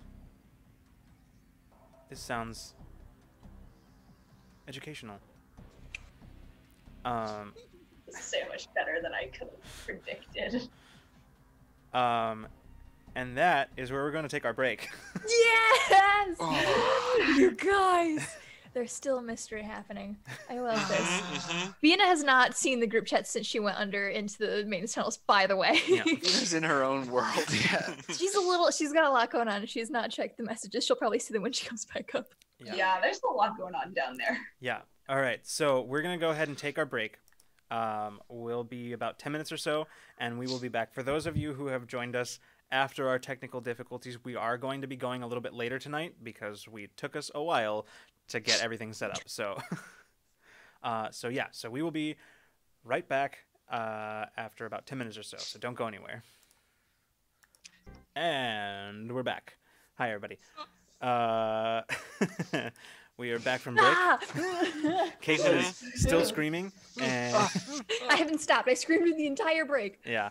She didn't even say words. She was just screaming the whole time. Yeah. Subscribe to our Patreon to get that content. Get 10 uninterrupted minutes of screaming. Exactly. All All right. Well, My roommates would kill me. oh, Anyways, the game. All right. So when we left off, we've been in a bit of a tense situation. So let's go ahead and jump back into it. We will pick up with. I think we're gonna pick up with Bina. Oh, coming to me. Okay. As we, so you are currently crawling through. That got louder than I expected it to. Currently crawling through the maintenance access with Sedona just a little bit ahead of you. Like it's almost a struggle actually to keep up with her as you're making your way through the tunnels. And you, Bina, over your comms, you hear Jade saying, "Okay, I'm almost." He's like, "I'm almost intersecting with you. I'll meet with you in a second." I'm gonna be a minute. He says, "Okay, you wait. Did you find her?" Yes. Okay. It's fine. I need you to hang tight, bud. Okay. Okay. Okay.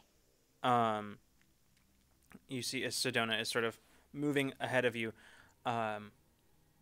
you start to recognize actually some of the passages that you're moving towards, that you're moving through. In fact, having moved through them not too long ago, yourself in the opposite direction, which is at this point, Bina would be aware that you're heading back to the engine room. Okay. And sure enough, after about a minute or so, you find yourself clambering out onto the floor of the engine room with Sedona sitting not too far away from you, just having stood up. And she turns and looks at you as you yourself begin to stand up. She kind of starts looking around the room and points over to the power couplings that you see now charging, which, as a note, were not like that when you left. She says, "Those are Yes. those are important to what Yes. to her. She starts looking around the room. She says, "No, they're not here. They're not here. What do they look like? What are they shaped like? They're about like this, and Okay. they have glow. They glow, kind of Color? a green color. Okay. Do I? Yeah.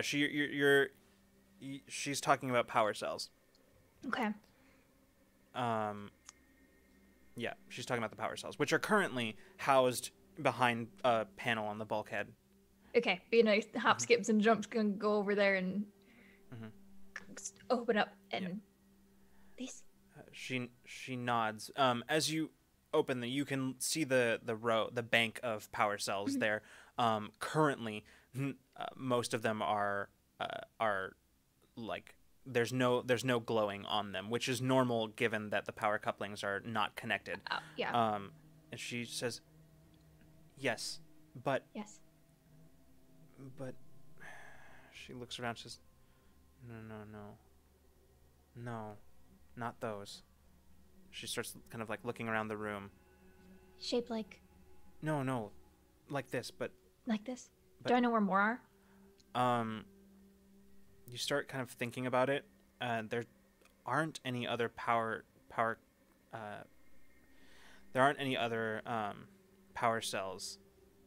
And then it clicks, and you realize that the only other ones anywhere else in the engine room are the extra ones. Okay. Mm-hmm. I know where those are. I'd Yep. go to those. She looks. These, however, are still glowing. She says, "Yes, those." These. She's gonna do something. She's gonna do something with them, and I don't. What did you see? Did you hear her? No, and at that moment you hear sort of just a soft sound behind you as you turn and you see Alma is now fully materialized in the engine room next to you. Oh, she can see us now. We're not underneath. Yeah. She's looking over at you and she says, "What are you doing?" Looking at her, Bina, you have never seen her look like this. She looks pale and exhausted. Like ill, yeah. Mm-hmm.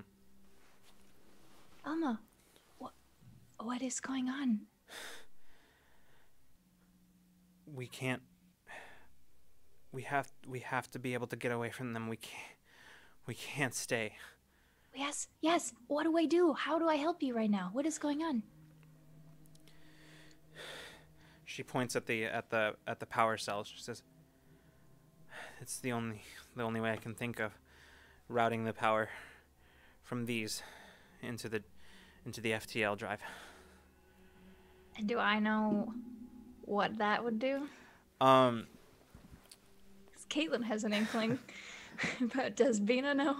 Yeah, I mean, there's a very real possibility that because this system that these power cells are connected extra power, it's not intended to function that way. These are their own self-contained system, and the fact that it could even actually connect them in itself is pretty astounding. But the part of it that is very obvious to Bina is that strain on a system that's not intended to run the FTL drive has the potential. I mean, sure, it could work, but it also has the potential of shutting down all functionality of the system. Not the room. Yeah. Well, yeah, that. Yeah.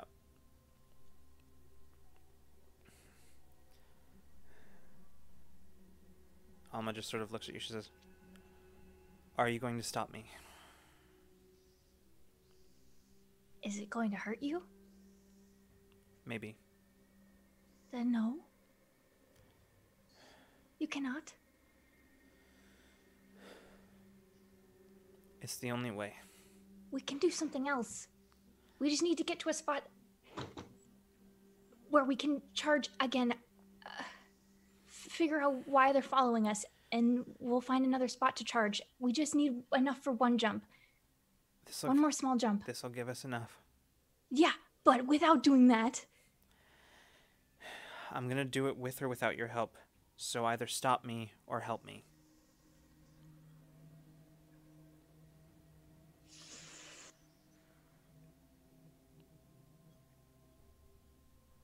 Is there a way that I know of that I can do this without...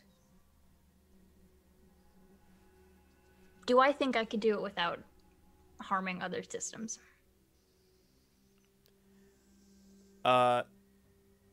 There's not really a way of doing it without harming other systems. However, you could probably mitigate damage. Okay, I don't like that either.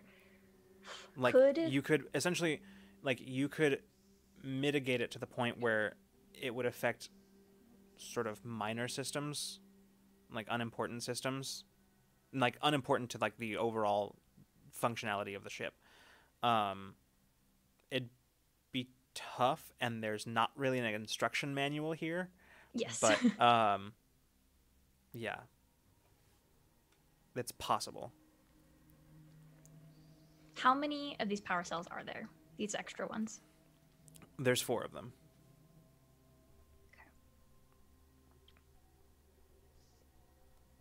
Is there a way that I could drain most of one of them to refuel the power couplings? To recharge at least enough to get us out of here? Is that a possibility? Because they're already charging. That's what we did last time. Is there any way that I could make that happen? Charging them with the additional speed that you have rigged up is already potentially a problem. You increase the risk exponentially. Yeah, I know. By attempting to do that. In that something is definitely going to go wrong if you do that. Fuck. Like, you could, that's not saying that it won't work, but something will probably go wrong. Absolutely go wrong. Yeah. Okay.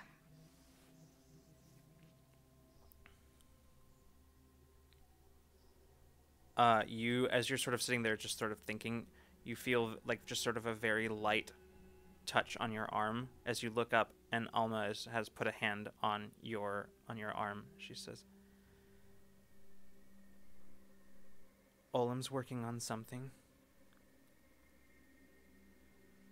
but that's not going to do it by itself. And we don't have the time to wait for these to charge. I'll have a much better chance of succeeding if you help me.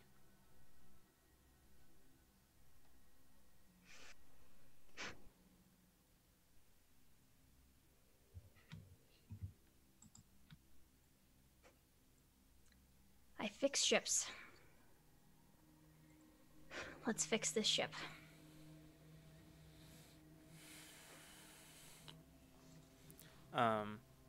She turns and says, okay. Then we've got some work to do. She's gonna turn and be like, I'm gonna be so mad at you if this goes wrong. I'm just letting you know right now. And she's gonna start moving around and following her with what she needs to do. All right. So we will then cut to we'll cut to Mason as you are just making your way into the med bay. You can see Abriel collapsed and sort of left on the floor in the middle of the med bay. As you and Patch step in, Patch turns and looks at you and looks back to her, and they say, well, it appears our first step is clear. Yeah, Peach did us a favor there. Well, as far as I understand... I shall fetch the chair. Thank you. As far as we know, she's friendly right now, so we shall also be friendly. Until she's not anymore. Patch just makes their way into the other side of the room and starts scooting Abriel's chair over to kind of the center of the room, and then leans down to help you kind of lift her onto it. I pour a little whiskey into a cup, and I put it on a table all right. in front of her. As she's sitting there, the jostling that it takes to kind of get her up onto the chair, she slowly, her head lolling, she kind of comes to and just sort of blinks away blearily as she looks up. She says, oh, what? How you feeling, Doc? Oh, strange.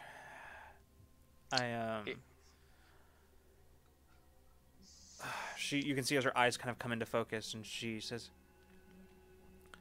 Did Peach tell you? I know everything. Well, perhaps not everything. That's why I'm here. And I hand her the glass. She takes it and looks at it and says, answers at the bottom, right? That's right. And she just sort of knocks it back and sets it on a table. Back on the table. Pour over myself, too. She says, all right. Ask me what you want to know. And that's where we're going to cut back to the airlock. As Olem, you are just starting to make your way. Oh, yes. So you you step over to the airlock as you begin sort of running or priming the airlock sequence. Actually, let's go with this. Oops, too loud. I want to have collected on my person some kind of like welding or sealing torch and whatever like raw material that needs to make the bead or whatever, and also I make sure I have my weird little face disruptor on me somewhere. Okay, sounds good. All right, you kind of continue. You sort of pat yourself down, checking for everything, and you kind of nodding to yourself. You open the airlock door and step inside.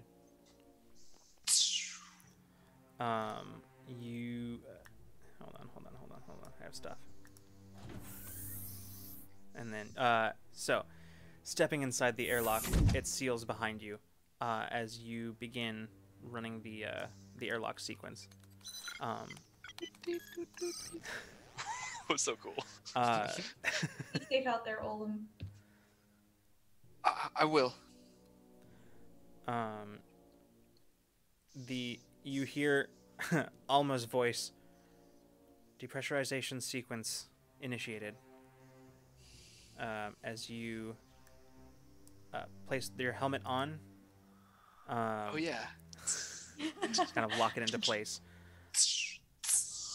The depressurization sequence finishes, and you hear over the comm Alma's voice saying, "Depressurization complete." As you open the airlock door, which slides open noiselessly, as you begin taking your steps out onto the surface of Awakener.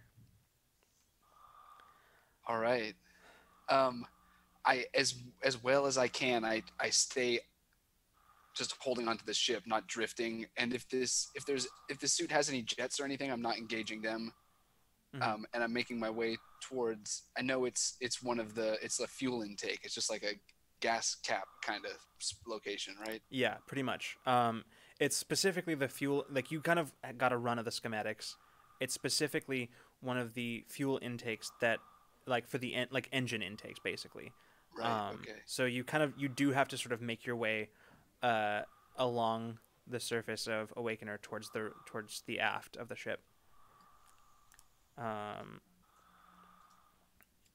So you step out onto the surface, as it's sort of a weird sensation taking a single step and feeling yourself sort of orient down, like what your conception of up and down suddenly warp as you are taking a step out of the airlock and going to what would be sideways from your previous perspective.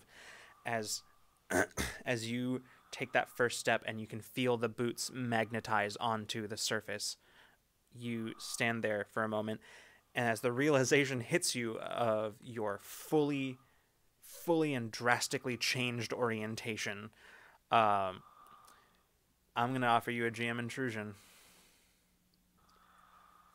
Oh, yeah, give it to me. Okay. As that realization hits, as your brain starts to try to cope with your entire understanding of up and down changing, you suddenly feel a slight rumble and a queasiness in your stomach. As you just sort of feel it, and you close your eyes for a moment, just like squeezing them shut, as you fight down the wave of nausea that just passes over you. As you take a moment and you breathe, and after a moment your eyes open, and the nausea hasn't passed, but you managed to fight it off. For the time being, you can still feel it, and it is very disorienting, but you are going to suffer a +1 to all tasks as you step out with that sudden wave of nausea that you're just constantly being forced to fight.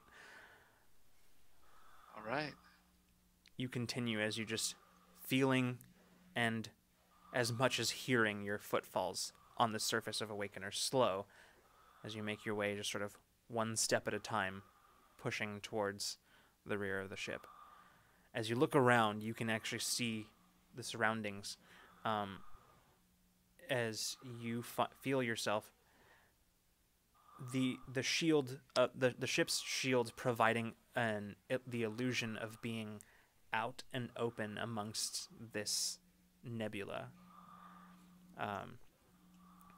A feat that you would not be able to accomplish under ordinary circumstances without the aid of the shields. But in this one instance, it feels to you as if you, without any protection of bulkheads or panels or plating, are exposed to the multicolored gas clouds. As you kind of stare out into it, You kind of quickly look away as the looking out kind of brings wave of nausea back for a moment as you just sort of fight it, squeeze your eyes shut, and continue walking. After what seems like eternity, in a simultaneously tense but also strangely peaceful walk, hearing nothing but the slow sounds of your breath, and over time the sound of your own blood rushing in your ears, and feeling the dull thuds of your footsteps as they detach from the ship and set down, magnetizing with each step. Finally, you reach the aft of the ship as you're looking out over the thrusters.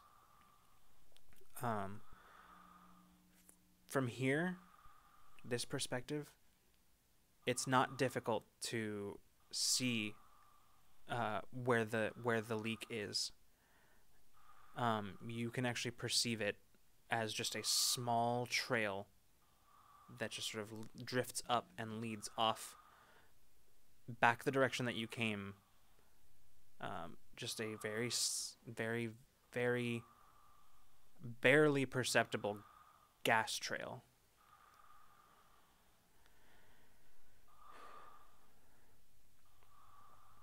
You take a few more steps, and as you look down over the rear of the ship, looking down at the thruster bank,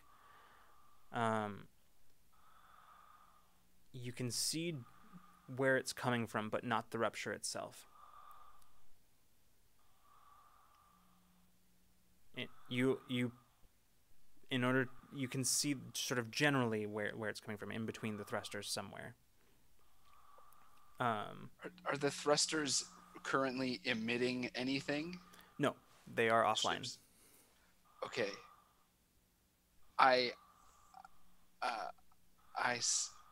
Communicate with the bridge and say, "Hey, Olem here. I'm gonna be." Olem. Hi, Peach. I'm gonna be maneuvering near the thrusters, so let me know before you fire her up, please. Okay.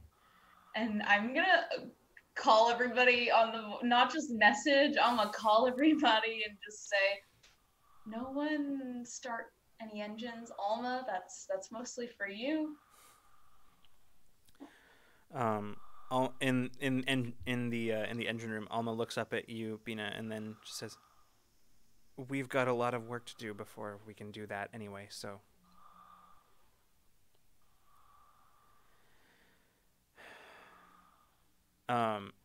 Just very there's a few moments of tense silence as you all just sort of stand there waiting for anything else. And then just very quietly you hear Jade's voice being like, "Can I come out of the vents yet?"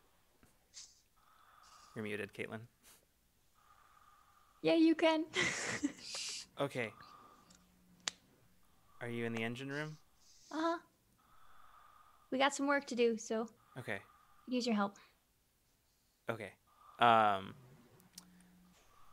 And we'll back to Olem as you sort of looking down, you basically, there's about a 15-foot gap from, like, jump from where you are down to, or drop from where you are down to where you can kind of see the leak is coming from.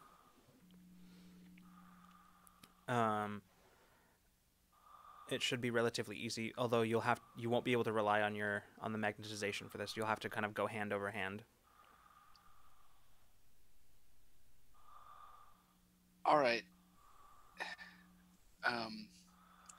I look at that location and then get handholds and disengage my mag boots and start grappling my way down there. Mm-hmm. And you are tethered to the ship. That is a thing that is, so you are tethered. Okay. Cool. As you start kind of working your way down, hand over hand, what is essentially head first down towards the thrusters. In my own mind, I try to make it feel less like I'm climbing a ladder upside down head first and more like I'm climbing up a ladder. Yeah. I try to do that shift. It's difficult to sort of train your brain to look at this from a different angle, but after a moment, it's like when you're looking at those the stereoscopic or whatever they're called, the stereo, oh gosh, what are they called, those pictures that like when you look at them in a certain way they pop, right? Is it stereoscopic? Optical illusion. Yeah, I think it's stereo. Whatever, something like that. It's like that. It's basically like where one moment you're looking at just sort of a weird pattern, and the next moment suddenly the image becomes clear. It's just like that. One moment you're climbing down, upside down, and suddenly you're climbing up. It's just a shift that happens just like that, mentally. It is bizarre. And almost triggers that nausea again, but you've kind of been fighting it this whole time. So like at this point, you're starting to be able to just predict when it's coming, and knowing it's coming is helping a little bit. But yeah, you take a deep breath and continue climbing. We will cut back to the engine room with Bina as you are currently working with Alma. Sedona is sort of staying completely out of the way as Jade clambers out of the maintenance corridor. As he stands up and brushes himself off. And he just goes, okay. And he kind of glances at Sedona and glances back to you and just says, he like takes a step towards her and then glances back to you, Bina, and he says, what did I miss? Alma has a really dangerous plan, and we're going to help her do it so that she doesn't get hurt. I'm going to look at her brain and that everything's okay, and then we can get out of here. So you're going to help with that. Sedona is welcome to hang out if she wants. Just don't get hurt either. Maybe you can hold some stuff, but we're going to do this, and I need your help, okay? Yeah, okay. Okay. And I'm going to go back to, I'll have Alma explain what she's... Sure. As her intentions. But as Jade moves to join you and Alma, he turns back to Sedona and says, I'm glad you're safe. And then turns back to... I will pointedly not look at that interaction, but I feel it. Yeah. Alma explains as Jade is nodding and frowning, and then as she continues explaining, his eyes just sort of go wide, and he looks first to Bina and then to the power cells. He says, no, but you can't. Well, I mean, I guess if you... But no, but that's... Well, I guess there's probably... Okay. Yeah. She said we could do this, or I had to stop her, and... Yeah, okay. Yeah.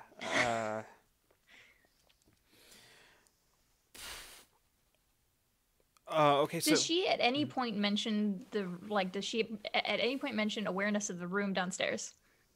No. That this might be powering that. Okay. Okay, cool. And Jade says, okay.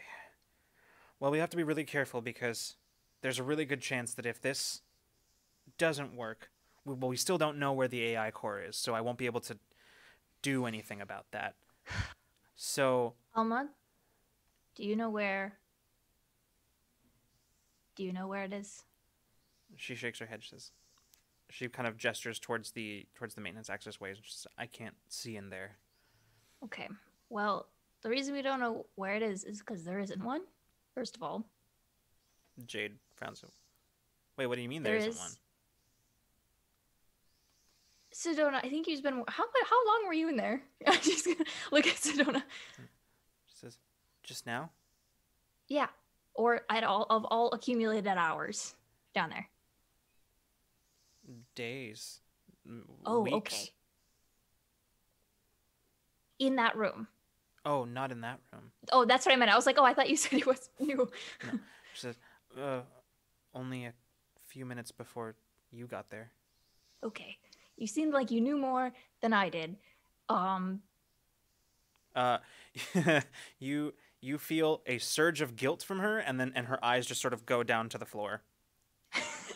That's okay. You kind of did That wasn't an untrue statement. You did know more than I did in that moment. Which we're going to talk about later because I'm very intrigued about that whole thing, but that's not important right now. Can I make a correct assumption that these power cells are probably powering that room? Yes, absolutely. Yes. Okay. So, don't really know. It's not like there's not really a good way to ease into this one, y'all. So not an AI core.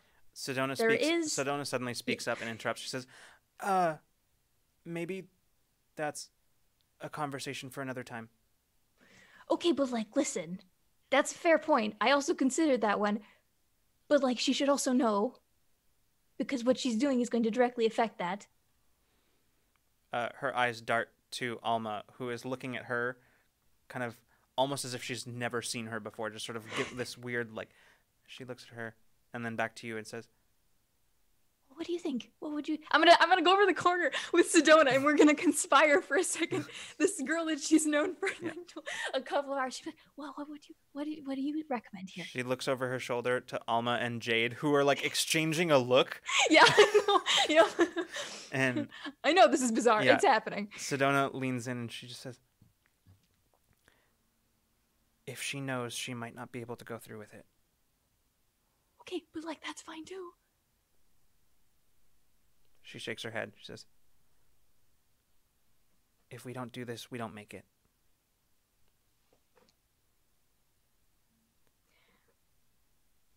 Are you like us? We don't have a lot of time. Good to know. Okay. Again, we're going to talk about this later. Okay, here we go. Meet you in the middle. She's going to turn around fully like, the stakes are higher than you know. I would just like to throw that out there. Just going to point at Alma. Yeah.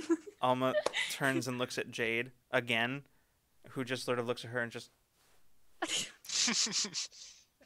kind of shrugs and looks at the ground. Like, I don't know. Alma looks back at you and just says, would you want to know? It doesn't change. The stakes are higher. It doesn't I'm change just, anything. I'm giving you the option. And she puts her hands on your shoulders. And she says, it doesn't change anything. Okay. Then when we talk about this later, you're not allowed to get mad at me because I tried.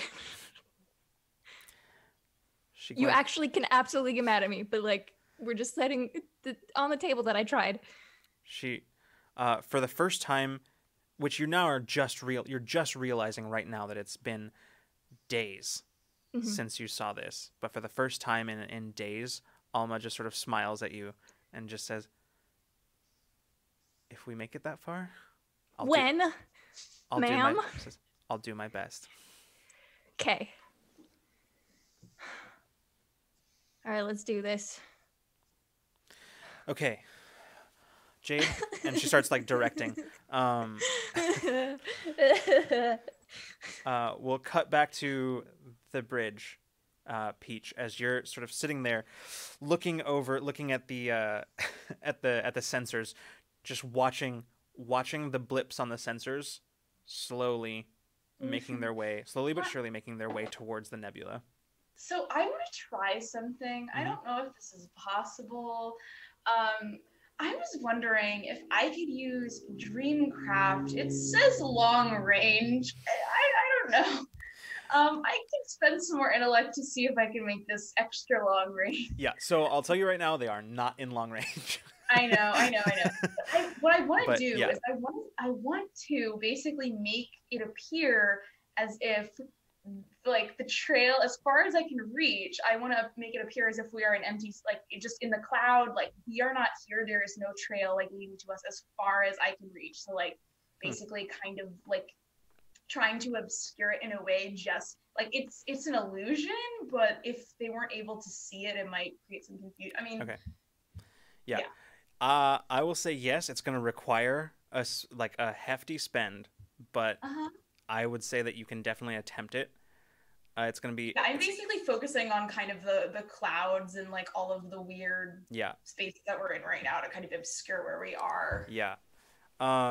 So me think about this for a second, because I think that's gonna be that's really tough, because you're not just fooling eyes here, you're fooling sensors. Yeah. So that's gonna be really tough. But I have a power shift. No. It's certainly gonna be difficult, but possible. So I'm gonna require an initial spend of 5 intellect, Okay. and the difficulty on this is gonna be 8. Okay. Cool. So, I'm gonna go ahead and spend 2 levels of effort. Okay. Brings it down to a 6. Uh-huh. And power shift in Dreamcraft. So brings it down to a 5. Okay. Sorry, I just realized my music stopped, and I need need something suitably intense for this. Is this? No, this one. There we go. Can I say that I've had, I don't know if you probably wouldn't let me do this retroactively, but there was a lot of time in between this stuff was happening. Can I say I would have used understanding to like study the trails and what was happening? I mean, I heard it from Abriel, and then like Olem has been monitoring it, and I could probably see it from the bridge. Like It's a minute of observation, I think, isn't it? Like, yeah, and I'll say yes, but like you'd have to use it on the ships that are coming in, basically, like not so much on the trail, because basically what you're trying to affect is the ships here. Yeah. So yeah, I'd say that's absolutely something you could do.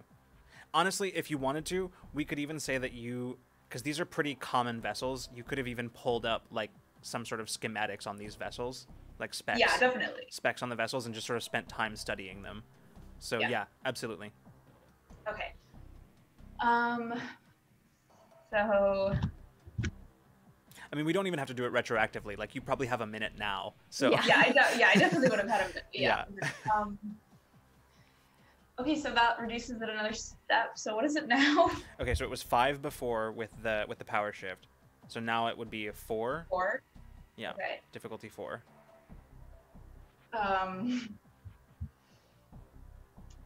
Yeah, I don't really think I have anything else that can help with this. So I'm gonna I'll tell you what. Gonna have to make the roll. This is very because it's a very similar thing to like some of the. Oh gosh, I believe you can accomplish these not just in ship maneuvers, but there's something that's called a red line maneuver from Stars or Fire. That essentially means that you can spend an XP to reduce the level of difficulty, but the range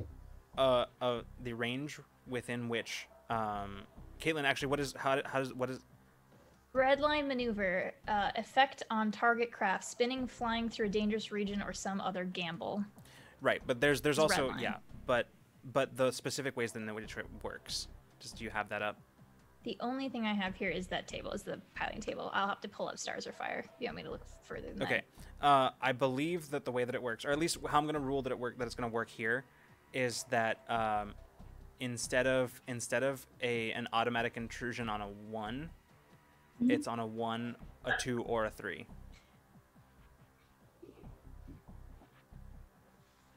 And so it's a level 4 right now. Mm-hmm. Can you still use an XP reroll? If that happens? Yeah, you can. Okay, I have 3 XP right now, so I think that's a fair gamble. Okay. So I'll spend that XP to lower that. Okay. To difficulty Sounds 3. good. So it's difficulty 3, which brings it to a 9 or better. Okay. I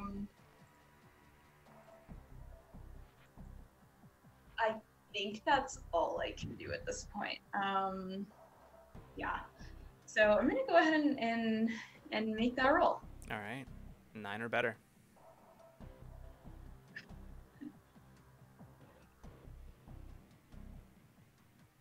I'm so afraid to roll this die. Dropped it. Okay, that doesn't count. I just No, dropped it doesn't it. count.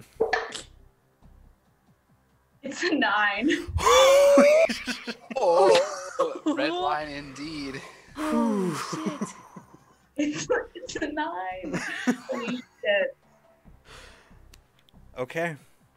So Peach, sorry, I need to change the the music here because this is Yeah, I'm definitely. basically focusing on kind of all of the clouds and all of the debris in the space and just trying to completely disorient them. So, Peach, as you like reach out, Olem, you're actually on the outside and you can watch this happening. You suddenly see the space around you distort. You watch as the nebula almost shifts, like you're seeing it in dual image for a second. Peach, as you kind of close your eyes, you reach out and you draw on that power that you know that you felt, that you've touched many times. Reaching out, pulling the stuff of dreams from nothing. As you reach out and you begin to, much like one can do within their own dreams, you begin shaping reality. As you just reach out, feeling the nebula around you as much as seeing it, you can sense every atom for just a split second. Everything that's out there. You feel the turning of the galaxy as it just comes to a halt. And you find yourself adrift in this moment of perfect silence and stillness. You reach inwards, finding that place of power that you've tapped in minor ways before, fueled by the need and the desperation of the moment. As you find it, and maybe it's the fact that the knowledge that if you do nothing, that this could all be over. Or maybe on some level you found a door somewhere deep inside. And when you knocked, it just opened. But whatever it is, you can feel it stronger than you've ever felt it as you push your mind and your body to their limits. And Olem, outside, you see that distortion begin to grow, separating images further and further and further, until suddenly they snap together. And from here, looking out, you can see the trail as it passes beyond you out into the nebula, back out the way you came. But you can also see where that trail just stops. It ends, almost as if a barrier is preventing it from going beyond a certain point.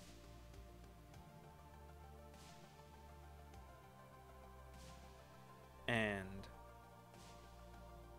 Peach, as you are sitting there holding this, you glance down at the sensors and you watch as the ships suddenly divert. And after a moment, you begin to recognize that they have dropped into a much more traditional grid sweep of the area, indicating that whatever trail they were following, they can't seem to find it.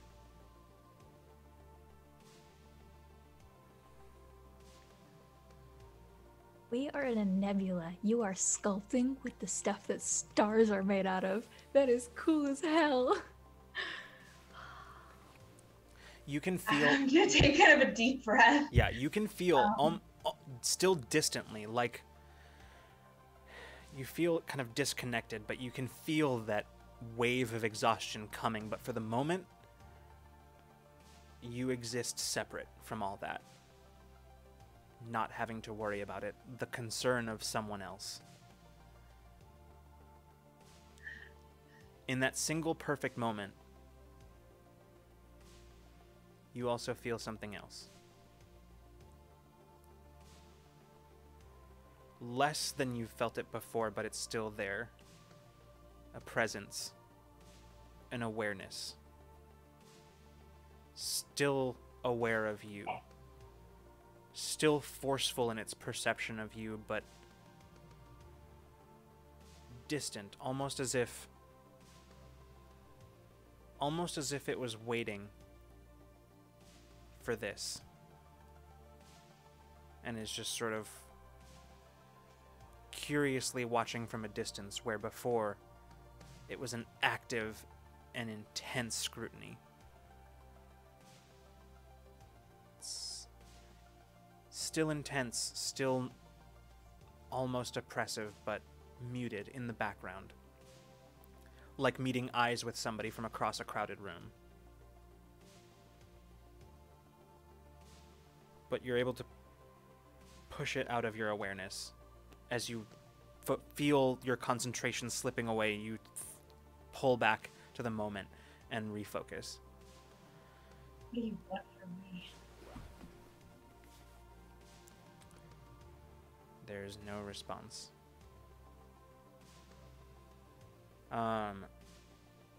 We'll go ahead and cut back to the outside. As Olem, you are still pulling yourself along the surface of Awakener towards the thrusters. You find yourself now drawing level with them. And as you do, you're able to just with a quick scan locate the source of the rupture. Whatever caused it, definitely whatever was done on the inside of the ship seems to have affected something pretty, some part of the engines of the thrusters pretty intensely, as you can actually see like burn scars across the exterior of one of the thrusters. You can see pretty clearly where the leakage is coming from. Frankly, just at a quick glance, it is a miracle that this didn't turn into a full-on hull breach. So either you were either Abriel was extremely lucky, or she knew exactly what she was doing. Yeeps. So, having located the rupture, what would you like to do? I guess my intent is to use like this welding tool to seal it back shut, provided I have on me whatever I need to do that.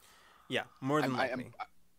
Okay, I am probably not personally very experienced at all in this sort of like ship repair, but I probably understand the concept of it. And yeah, so I just set out my stuff and start to do that. I guess I re-engage my mag boots against the hull to keep myself in place while I'm doing that if I need to. I'm not sure that there's a place where you can actually do that here. Right, The whole reason that you had to pull yourself along is because there's not really a way that you can attach yourself here. I try to hook my feet. Yeah, I guess I do whatever I can to try to not drift away while I'm doing it. All right. So, looking this over, it looks like the repairs are going to come in two steps. First, some of the outer casing of the thruster, is pretty busted up to the point where a simple seal isn't going to hold. So you're going to have to cut away some of the damaged casing, right? And before you can actually apply any kind of seal to it. So, I'm gonna have you make a roll. Yay. Gonna have you make. This is going to be a speed roll, Oh shit. and the difficulty on this is going to be 4. All right. Sorry, give me a sec. Shit. Was this? Would you call this a crafting task?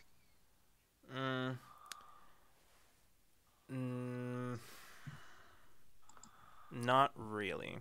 Yeah, I think that's fair. I don't think. Yeah. I don't think my. All right. Difficulty 4, speed. I'm gonna spend 2 levels of effort. Okay. Sounds good. So that would be 5. It's reduced by 1 for me because I got a little edge in there now. Nice. Just a little bit edgewise. So that brings it down All to right. difficulty 2. All right, so 6 or better. And I'll say... Nah, not really. I was going to give you an asset from the tools, but the tools, you wouldn't be able to do it without the tools, so it doesn't count Right, as an that's asset. always, yeah. Yeah. The tools are a... Now you can actually make this roll Right. rather than an asset. Yeah. Okay. I think that's it. I'm gonna roll All right.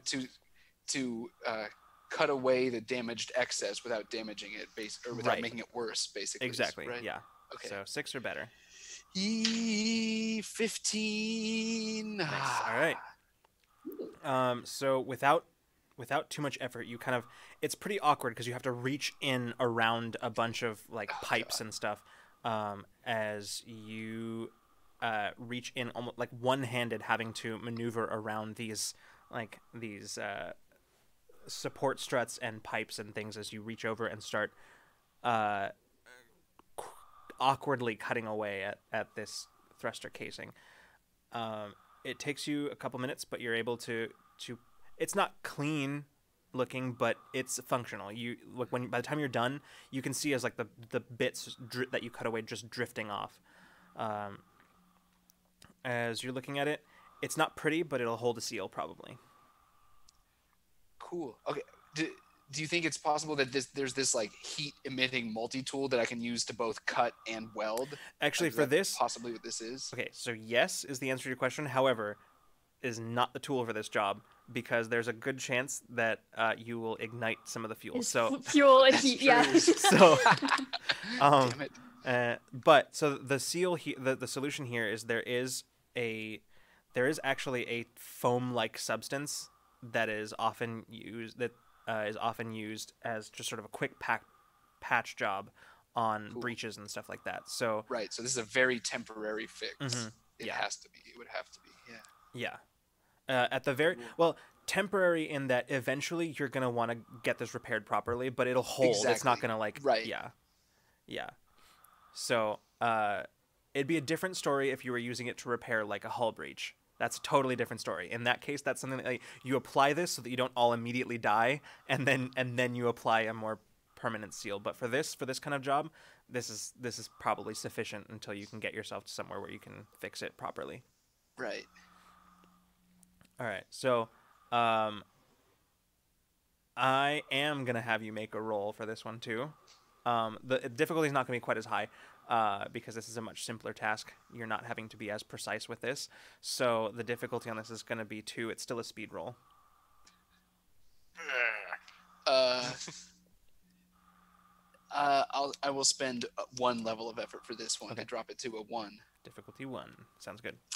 Let me make sure that I record my pool change on my digital and physical character sheets. All right. 12. All right. 12. You reach in, and having done it once before, you begin sealing the rupture in the fuel intake. You pull away, and you can tell that the leak is no longer. I mean, yeah, you can see the gases are no longer leaking out. It looks like your seal is going to hold. Okay. I kind of like allow myself a moment to like lean back against the hull and just like rest my head back And then I like take a deep breath, and still fighting the lingering nausea, I start climbing my way back towards the airlock. Okay. We'll cut to Mason. As you sitting with Abriel and Patch. Let me go ahead and stop that. Heavy breathing. Mason smoked way too many cigarettes. Yeah. You have she just sort of sat and staring across from you, just sort of. What do you want to know? Well, so many things, but what's why? Why do this? It's my job. This is what Silverbreak had me doing. Studying this, well, in an indirect sort of way.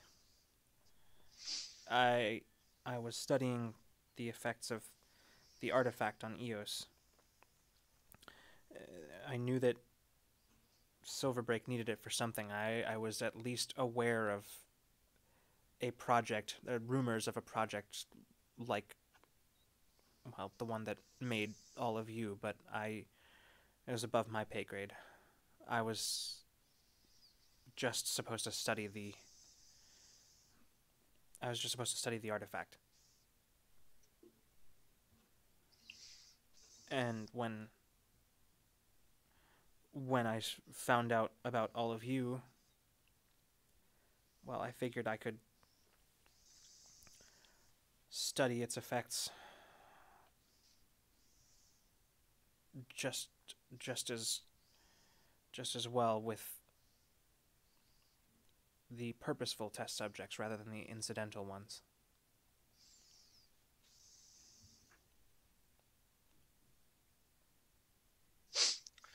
So you volunteered, if I'm not mistaken. This is, or is there more to it? It depends on how you define volunteered. Did I opt for it willingly? Yes. Yeah. Did I have a choice? Not really. Yeah. Why didn't you have a choice? It's not important.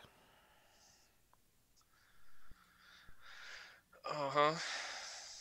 Except it absolutely is. You know, we might be a small group here against a huge corporation with a lot of money.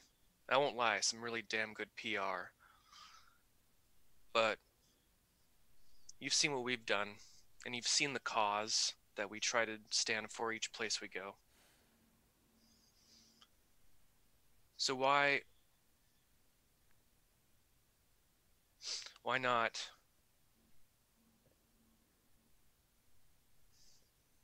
I know this is complicated, but why not help us?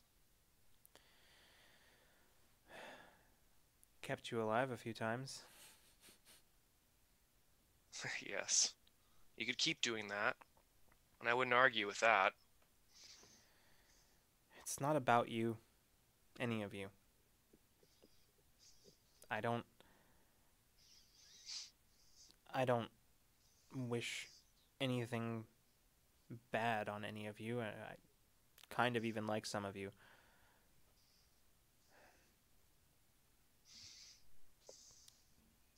If that's all it was, then sure. One cause is as eventful and fraught with medical emergencies as another.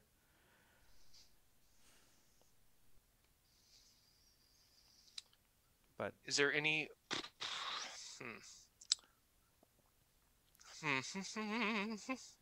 any kind of is there anything that I can read off of her? I'm trying to think of what though. Well, she is still talking as she continues, just sort of. She says, "If it was just that, then I'd consider it. But that's. They took somebody from me. Sorry, what was that? So they took somebody from me. Debt. Medical debt. It was,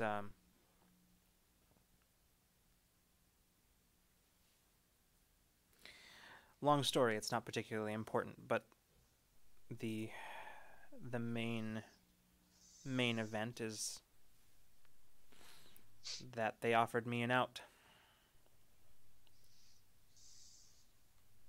I could help them, work for them for a little while, help them understand these artifacts and their effects on the people close to them. And they would forgive my sister's medical debt. Of course, cutting-edge scientific discovery doesn't happen overnight, so there were a few mishaps, some mistakes, and for incentive, they put her into protective custody.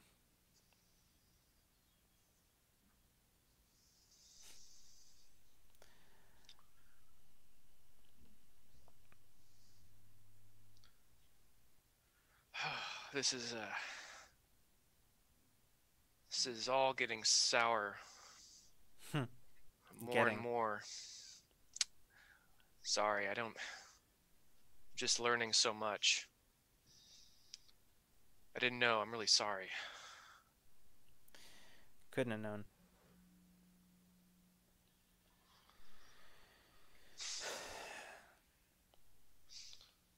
It doesn't matter now because I assume you're all working on something to get us out of this situation that I put us in. I can only assume so. We don't give up that easy. But, I mean, I'll tell you what. I really don't want you off the ship.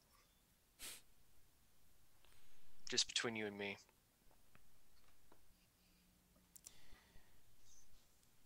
And, Patch.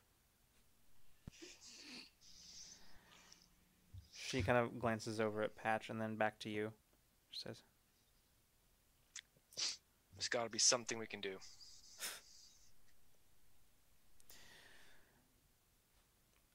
Unlikely, but right now, that's not really important at the moment, is it? From what I understand, a bit of a crisis situation. So if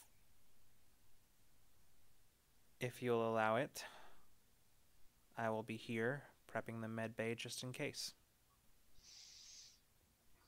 Just in case. She stands up, and Patch mirroring her exactly. Both of them standing simultaneously as she hesitates, looking up at them. Oh, and Patch will stay and keep an eye on you. I know you'd love that. And Mason walks out. Her worst nightmare. Oh, no. You hear as you're leaving Patch saying, "Well, Doctor, where should we begin?" And then Yes. We'll cut back to the engine room. Good cop, bad cop. If Bina has looked at her messages, how filled in is she on the Abriel situation? It depends on how much attention Bina has been paying to her messages. I'm saying she's just now Mm-hmm. checked to look at everything. How much has been put in the group chat? So I would have just probably sent like Abriel confirmed whole. That's honestly probably all that I would have sent via text, and then yeah. Okay, well that sucks because I kind of want her help too.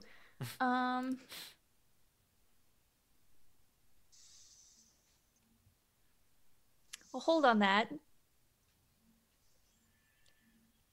No, I actually kind of want to help. I'm going to, while things are being prepped down here, I'm going to call Mason. Okay.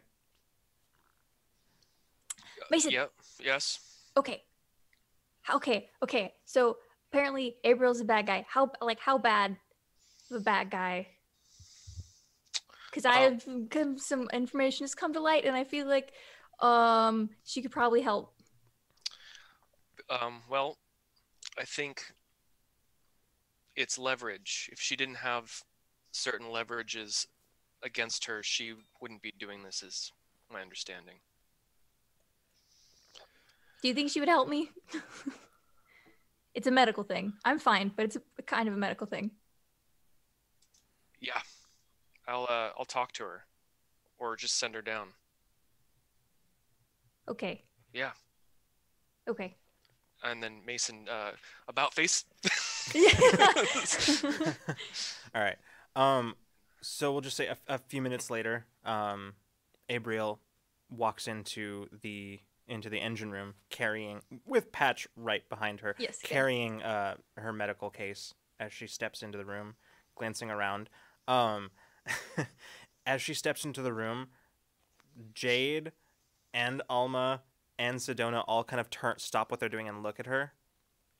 Alma just sort of immediately returning to what she was doing, as she just holding her case, sort of two hands in front of her.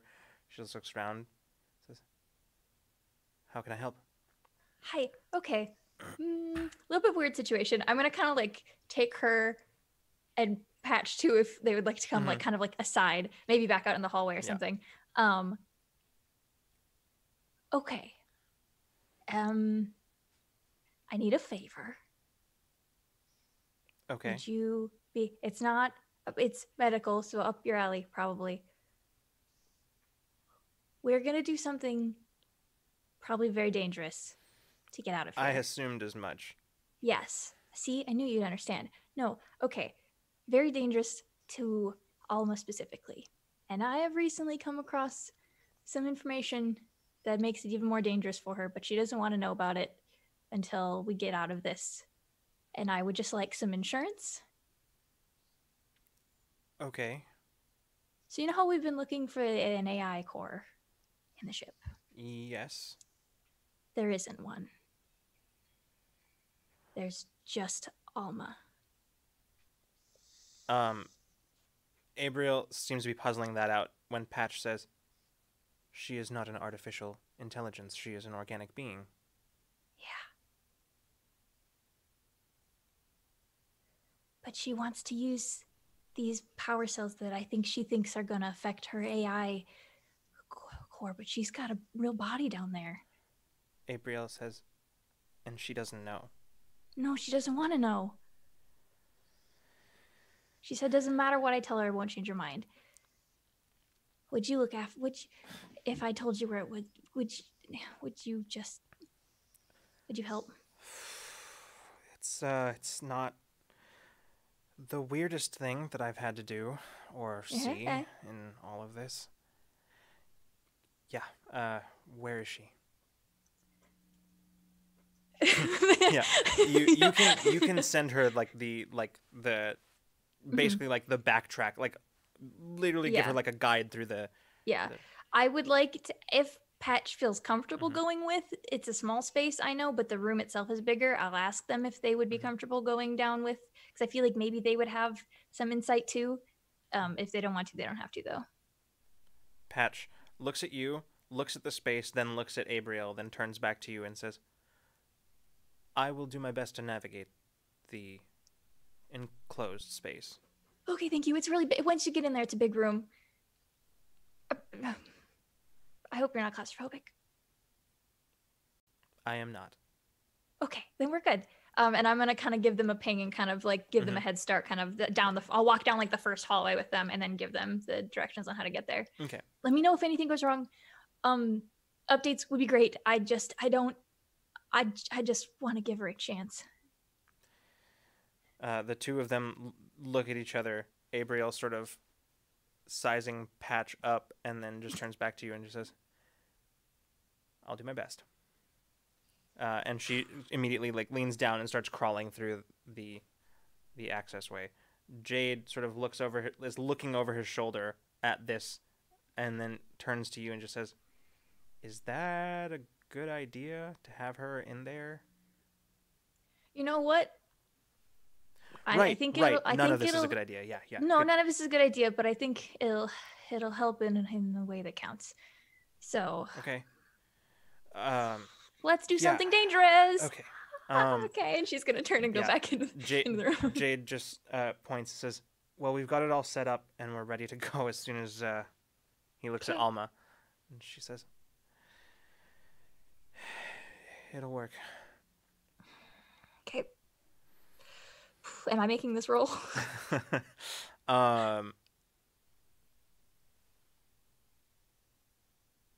Yeah, I think so. Okay. This is going to be an intellect roll. The difficulty is going to be 7. Mm-hmm. Yeah. Can I get help? Am I gonna get a reduction from Jade and or Alma? Yes. For helping me? Yes. Okay, what does that look like? I'd say... I think in this case, I'm sort of going to rule them as the same asset. Fair. But yeah. So could I use encouragement for an extra hand from Sedona? Like give her my knowledge so she can at least help out? Because it's the gain, she can gain an allies gain an asset in a task that I'm trained in. Just as like, and you can say no, but if that was one of my thoughts to help with this. I'm thinking probably not. And here's my reason for that is mainly because right now I'm counting Jade and Alma because they're helping in the same way. Like both of them are helping for the same. That was just my angling to get a second up. It's fine. And basically, this would be additional help, but to a lesser degree because she's not. Fair. She Fair. doesn't. Yeah. Okay. So I'm going to say in this case, 1. No. Excellent. Or rather, you can do that, but it'll still count. Not, it's not going to affect anything. But, all right. Yeah. 1. Do any of the computer systems or any of the tools we have down here assist in this task? Yeah, definitely. Absolutely. Okay. Yeah. 2.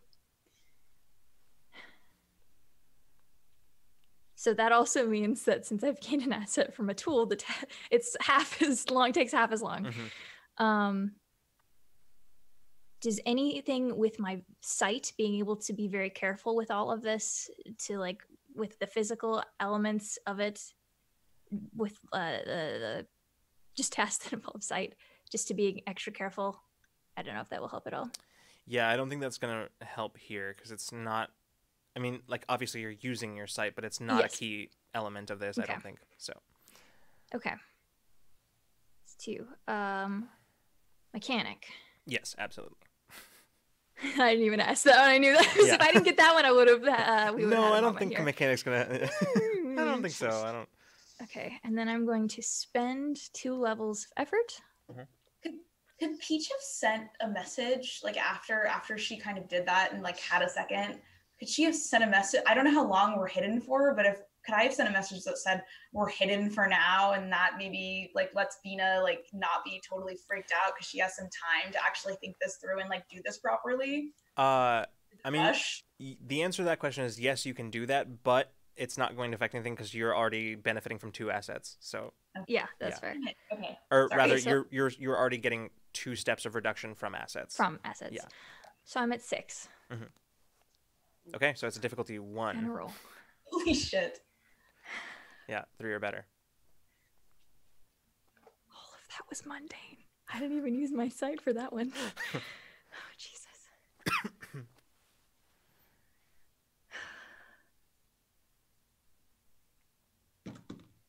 11. Okay. You finish rigging it up, and as you complete your last minute Listen, checks. I also wanted to say my goal here is to be able to do this without fucking up the room downstairs too much. Is that like factored into this check, or is this just a check to move the power? No, it's factored in for sure. Yeah. Okay, cool. Yeah. Just wanted to make sure. So I'll make another check for that one too. I don't care. I just want to make sure that's on the why radar. that was factored in. That's why the difficulty was so high. Okay, cool. But you finish setting it all up, and you double and triple check at the end, and it looks like it's probably going to work. To what degree, you're not sure how much you were able to mitigate the damage ahead of time. You might. I have safety nets. Yeah. On safety nets. Yeah, you might be able to Let's go. see without knowing exactly what the back blow from this is going to be. You can't. There's only so much you can do to mitigate. Yes, Everything else that you do is going to rely on you being like basically playing whack-a-mole with systems, essentially. With systems. Will my sight come in for that one? Absolutely. Yes. Excellent. Having 4 arms is really useful for whack-a-mole too. Is Olem back inside at this point? Not yet. By this point, it's sort of happening. All of these things kind of concurrently. time, So by this point, Olem would just. I should know how long it took for us to do this. Yeah, Olem would just be heading back right about now. So, as we're gonna go ahead and cut back to the bridge, as Peach, you get the signal that everything in the engine room is ready. And actually, as that is happening, you're actually watching on the displays as the indicator for like the system's indicator for the FTL drives blinks on. And is Olem still outside? Yeah, he is. I'll say through all of this, I've been pinging Patch, asking for updates, probably at an annoyingly high level of frequency. Patch responds with very accurate, if entirely unhelpful responses, because it's all very like precise, like we are passing through corridor 17 XP, and we're like very like. Oh, okay. Very, I would have like, waited matter until of they fact, until I thought they were there, but that's fine. Well, even too. so, it's still the same kind of responses that you're getting. Is very accurate, entirely unhelpful for what Bina is asking. Okay. I think because Bina is in contact with them, that gives her just like a notch down on the anxiety level for all of this. Yeah. But Olem, we're gonna go to Olem outside as you you are currently about halfway back as you are making your way along the surface of the vessel, back towards where you can see the airlock is still open, following your tether back. As you're making your way, right about this point, you would be able to see, you'd be able to sorry, you would be able to see from here the, sorry, I got distracted halfway through what I was saying. You can. Oh, sorry. Now, what I was gonna say is now you're able to see the two ships with your eyes. They're still distantly, but you can actually see them, as they appear to be running a grid pattern search, but they keep getting closer, much slower than they would have otherwise. You continue taking a few steps. And just are making your way up onto the sorry, I just realized we forgot to factor in your +1. Yeah, your +1 in difficulty from. Oh. I assumed that had been part of it, but oops. Yeah, I did too. Yeah. Anyway, it doesn't matter because we're past that now. But you are just reaching the edge of the airlock, and at which point, you glance up because something catches your eye, and as you look up, you can actually see that double vision starting to return.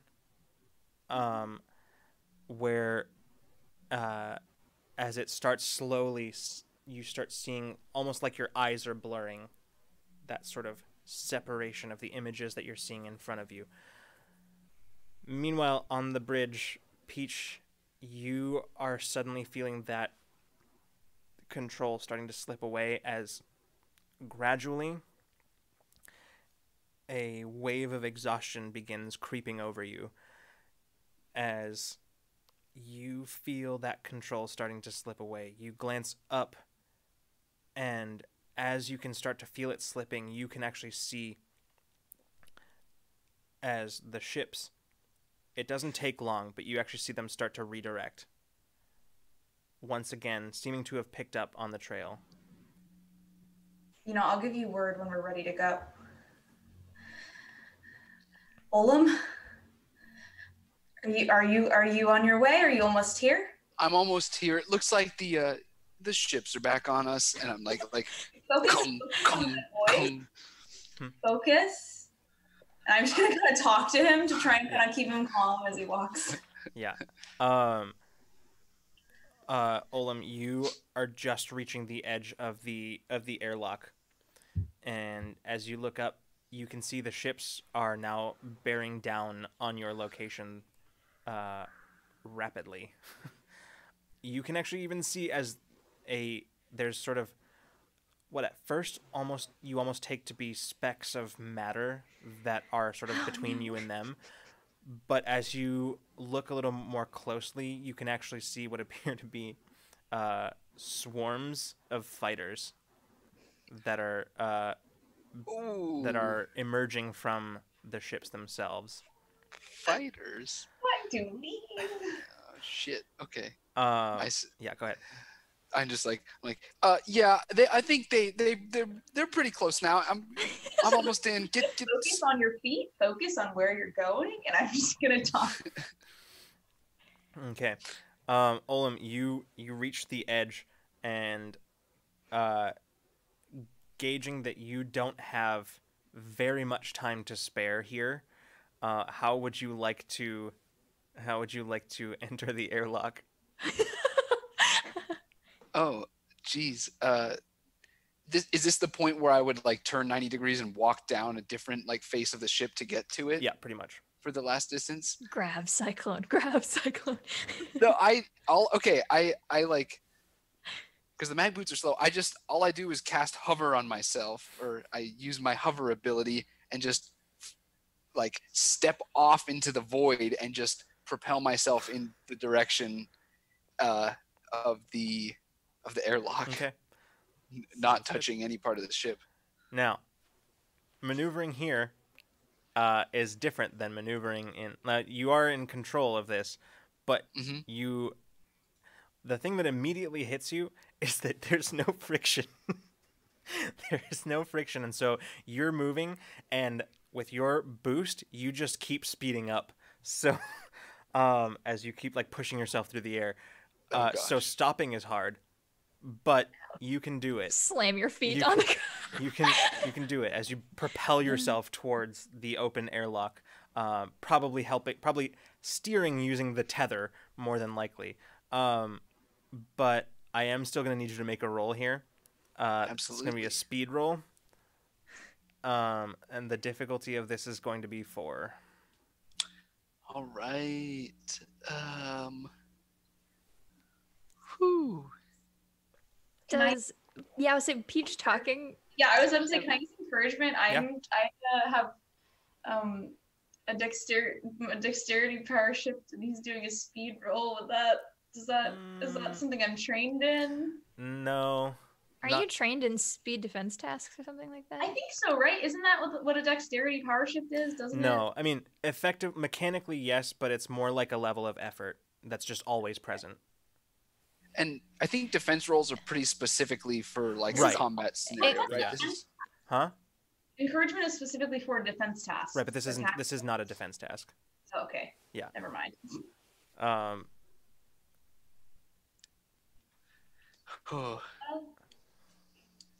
You got this. I will spend 2 levels of effort. Okay. Jeez. Okay. I am at 4 out of 14 for my speed pool. My intellect's at 4. I feel you. Yeah, I've avoided this place for most of this campaign so far. Yeah. So that drops it from a 4 to a 2, right? 2 levels of efforts, a 6 or better. Suddenly that doesn't sound that good. But I have XP. All right. 17.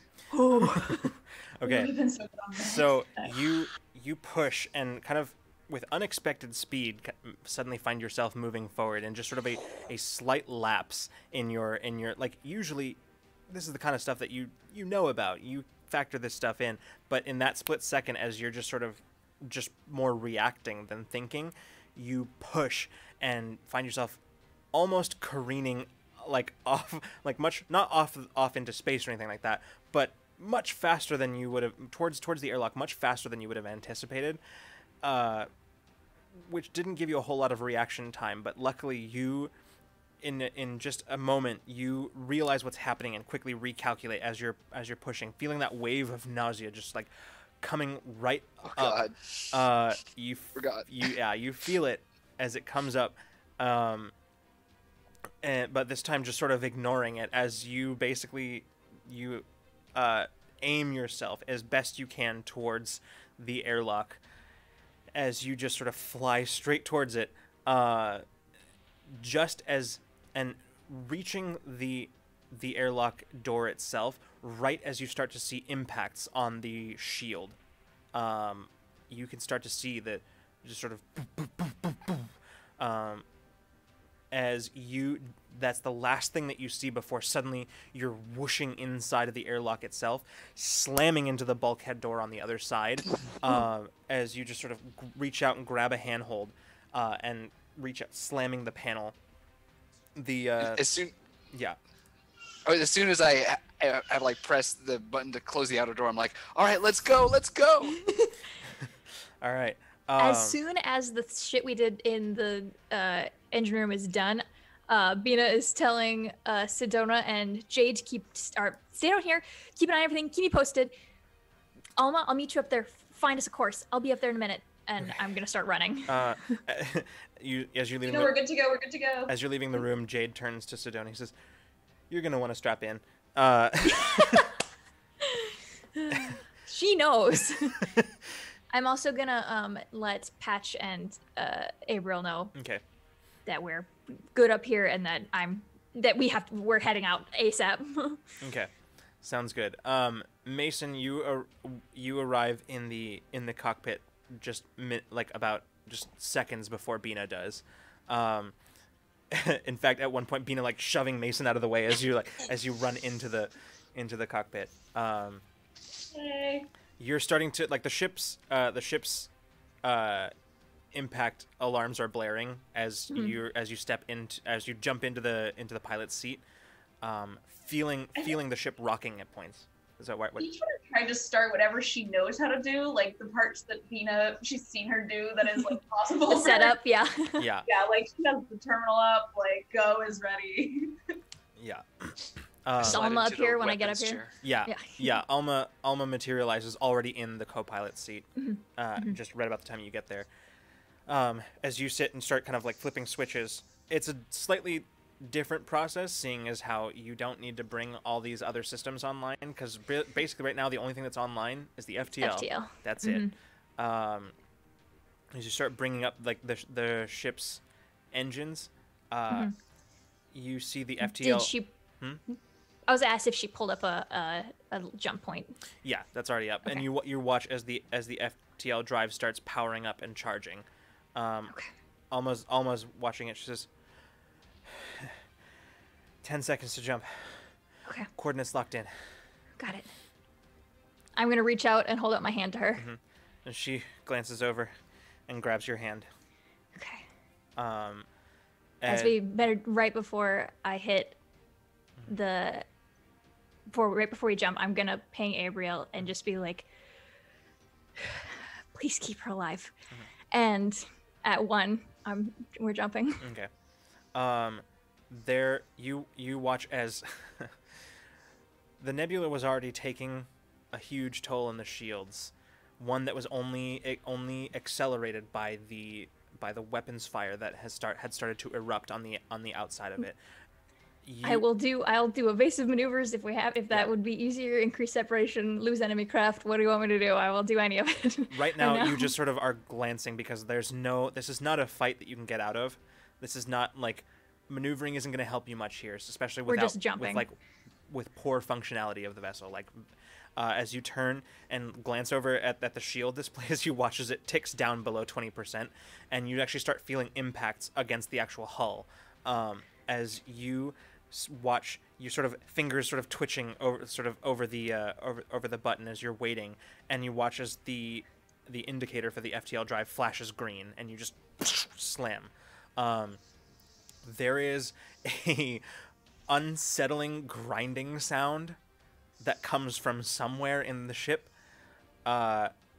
Given that this is not the way any of this is supposed to work, and that jolt, rather than being just sort of a sudden sort of light jump, feels like you are being pulled through like a taffy machine, basically, as like you're just spaghettification event horizon. Let's go. You feel that, and for a moment, all of you feel like you're gonna lose your lunch. At this point, Olem, there's no fighting it. Oh yeah. It's Chekhov's barf. I find I'm just like, ah! Yeah. I step through the second set of doors for the airlock and like take my helmet off, and then as soon I like set up my side and like start to do a deep breath, and then I feel the ship lurch. I'm like, oh no. As the ship just rockets away into space as you watch much less quickly than you're used to or comfortable with, star lines beginning to form around you. I can't look at Alma, so I'm just holding her hand as tight as I can for as long as she's still there. Yeah, you pull, kind of still holding your kind of eyes glued to the forward view screen as you feel you feel her hand, and it flickers in and out. It's there and then it's not. It's there and then it's not. I got 2 hands on her. Yeah. I got 2 hands on her hand. And moments later, it's not, you haven't jumped far, but it's probably far enough that they won't be able to track you. You feel that lurch once again as that initial pull that you were feeling suddenly catches up with you as you feel the lurch forward as Bina, you lurch forward, slamming like face first into the dash. Just you can even feel just like a tiny little bit of warm wet just sort of trickling down your face. As Mason, you're just completely thrown from the chair. Peach is probably strapped in. This time everyone was warned to strap in. That did happen. As the ship suddenly comes to a halt and everything is very suddenly silent. You glance over and you just sort of very slowly looking at Alma, and you can see as she's there, as she is, you can barely see her as the projection is faint, as she's sitting there in the seat, sort of slumped over one side, one of the arms. As she looks over at you, she says, better hang in there. We made it. At which point you hear just sort of a rumble from deep inside the ship, and Alma just sort of looks up and just vanishes. I'm running down to the engineering. Peach and Mason, as Bina sprints out of the cockpit, the two of you glance out the view screen, and you can see that ahead of you there is just open space. Bina, you rush past Olem, who is in the hold, who is currently holding a helmet filled with unidentifiable contents under his arm, and just sort of holding on to, bracing himself on one of the seats. You rush into the engine room where Jade and Sedona are currently unbuckling themselves, and Sedona is, but Jade already has a fire suppression unit out and is just currently putting out small fires. I'm continuing down. Yeah, you start crawling as fast as you can through the maintenance shafts, and almost like not even looking at your display. It's almost like you're just sort of in that moment of adrenaline fueled movement. It's like your memory is just picking up and just going. With your mind focused on your goal, your body follows automatically as you find yourself moments later not remembering any part of the in-between, pulling out into the cylindrical chamber, where you can see as you pull around the front of the chamber, your view is partially obscured by Patch standing, and you can hear Abriel's voice, but not really processing any of the words. Yeah. Just sort of looking. Ears ringing, Yeah. like panic mode. Yeah. Patch, seemingly hearing you, turns, and just as you like kind of push past, and what you're looking at right now is you can see the cryostasis chamber with the glass shattered inwards. You can see smoke rising from it, not the icy steam that you would expect to be coming from this thing. As you see that first, noting that, seeing what is very clearly the remnants of some sort of fire or discharge, and then you turn and you see to meet Abriel's eyes, and you see Abriel, but your eyes meet Alma's as Abriel is supporting her, pulling kind of over under one arm, as she just sort of looks at you. Sort of sweat just sort of drip, like beading on her face and like forehead as she looks up at you. She says, "We made it," and she just sort of collapses against Gabriel. I'm running up to her and just be like, "You're so stupid," and I'm just gonna all forearm hug all the way around. Abriel's involved in this too. Yeah. She's holding her up. She didn't get a choice. Yeah. It's quite some time before Bina realizes that Alma passed out. And only through like the insistent tone of Abriel does it even get across. But before long, again, remembering very little of the journey or the passage, somehow the three of you managing to maneuver Alma through the access corridors, we'll cut to a little while later as Bina, looking back on this day, then you remember nothing up until this one very specific moment in Medbay, as Abriel is attaching diagnostic equipment to Alma. The rest of the crew standing sort of behind you, more an awareness in your peripheral than actually seeing them or being aware of them. You look at Alma, whose eyes sort of flutter vaguely open as she looks around at all of you, and she says to all of you, "It's good to see you for the first time before passing out again." And that's where we're going to pick up next time. Oh.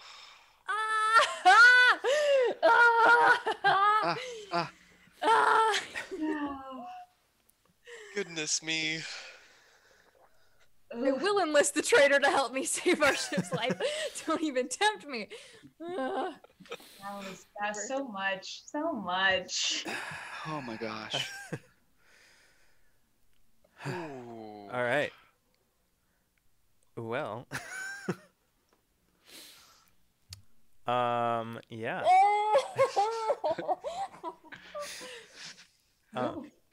That's the episode, everybody. That's the episode. Thanks for watching.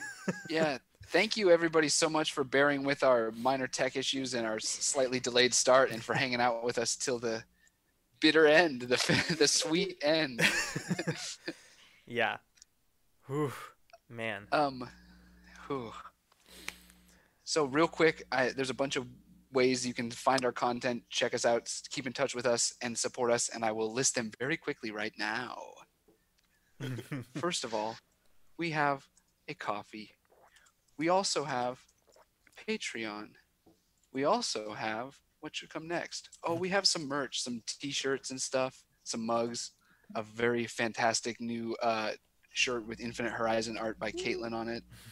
It's very cool. I would show it, but that takes too much time. You gotta find it yourself today. Yeah.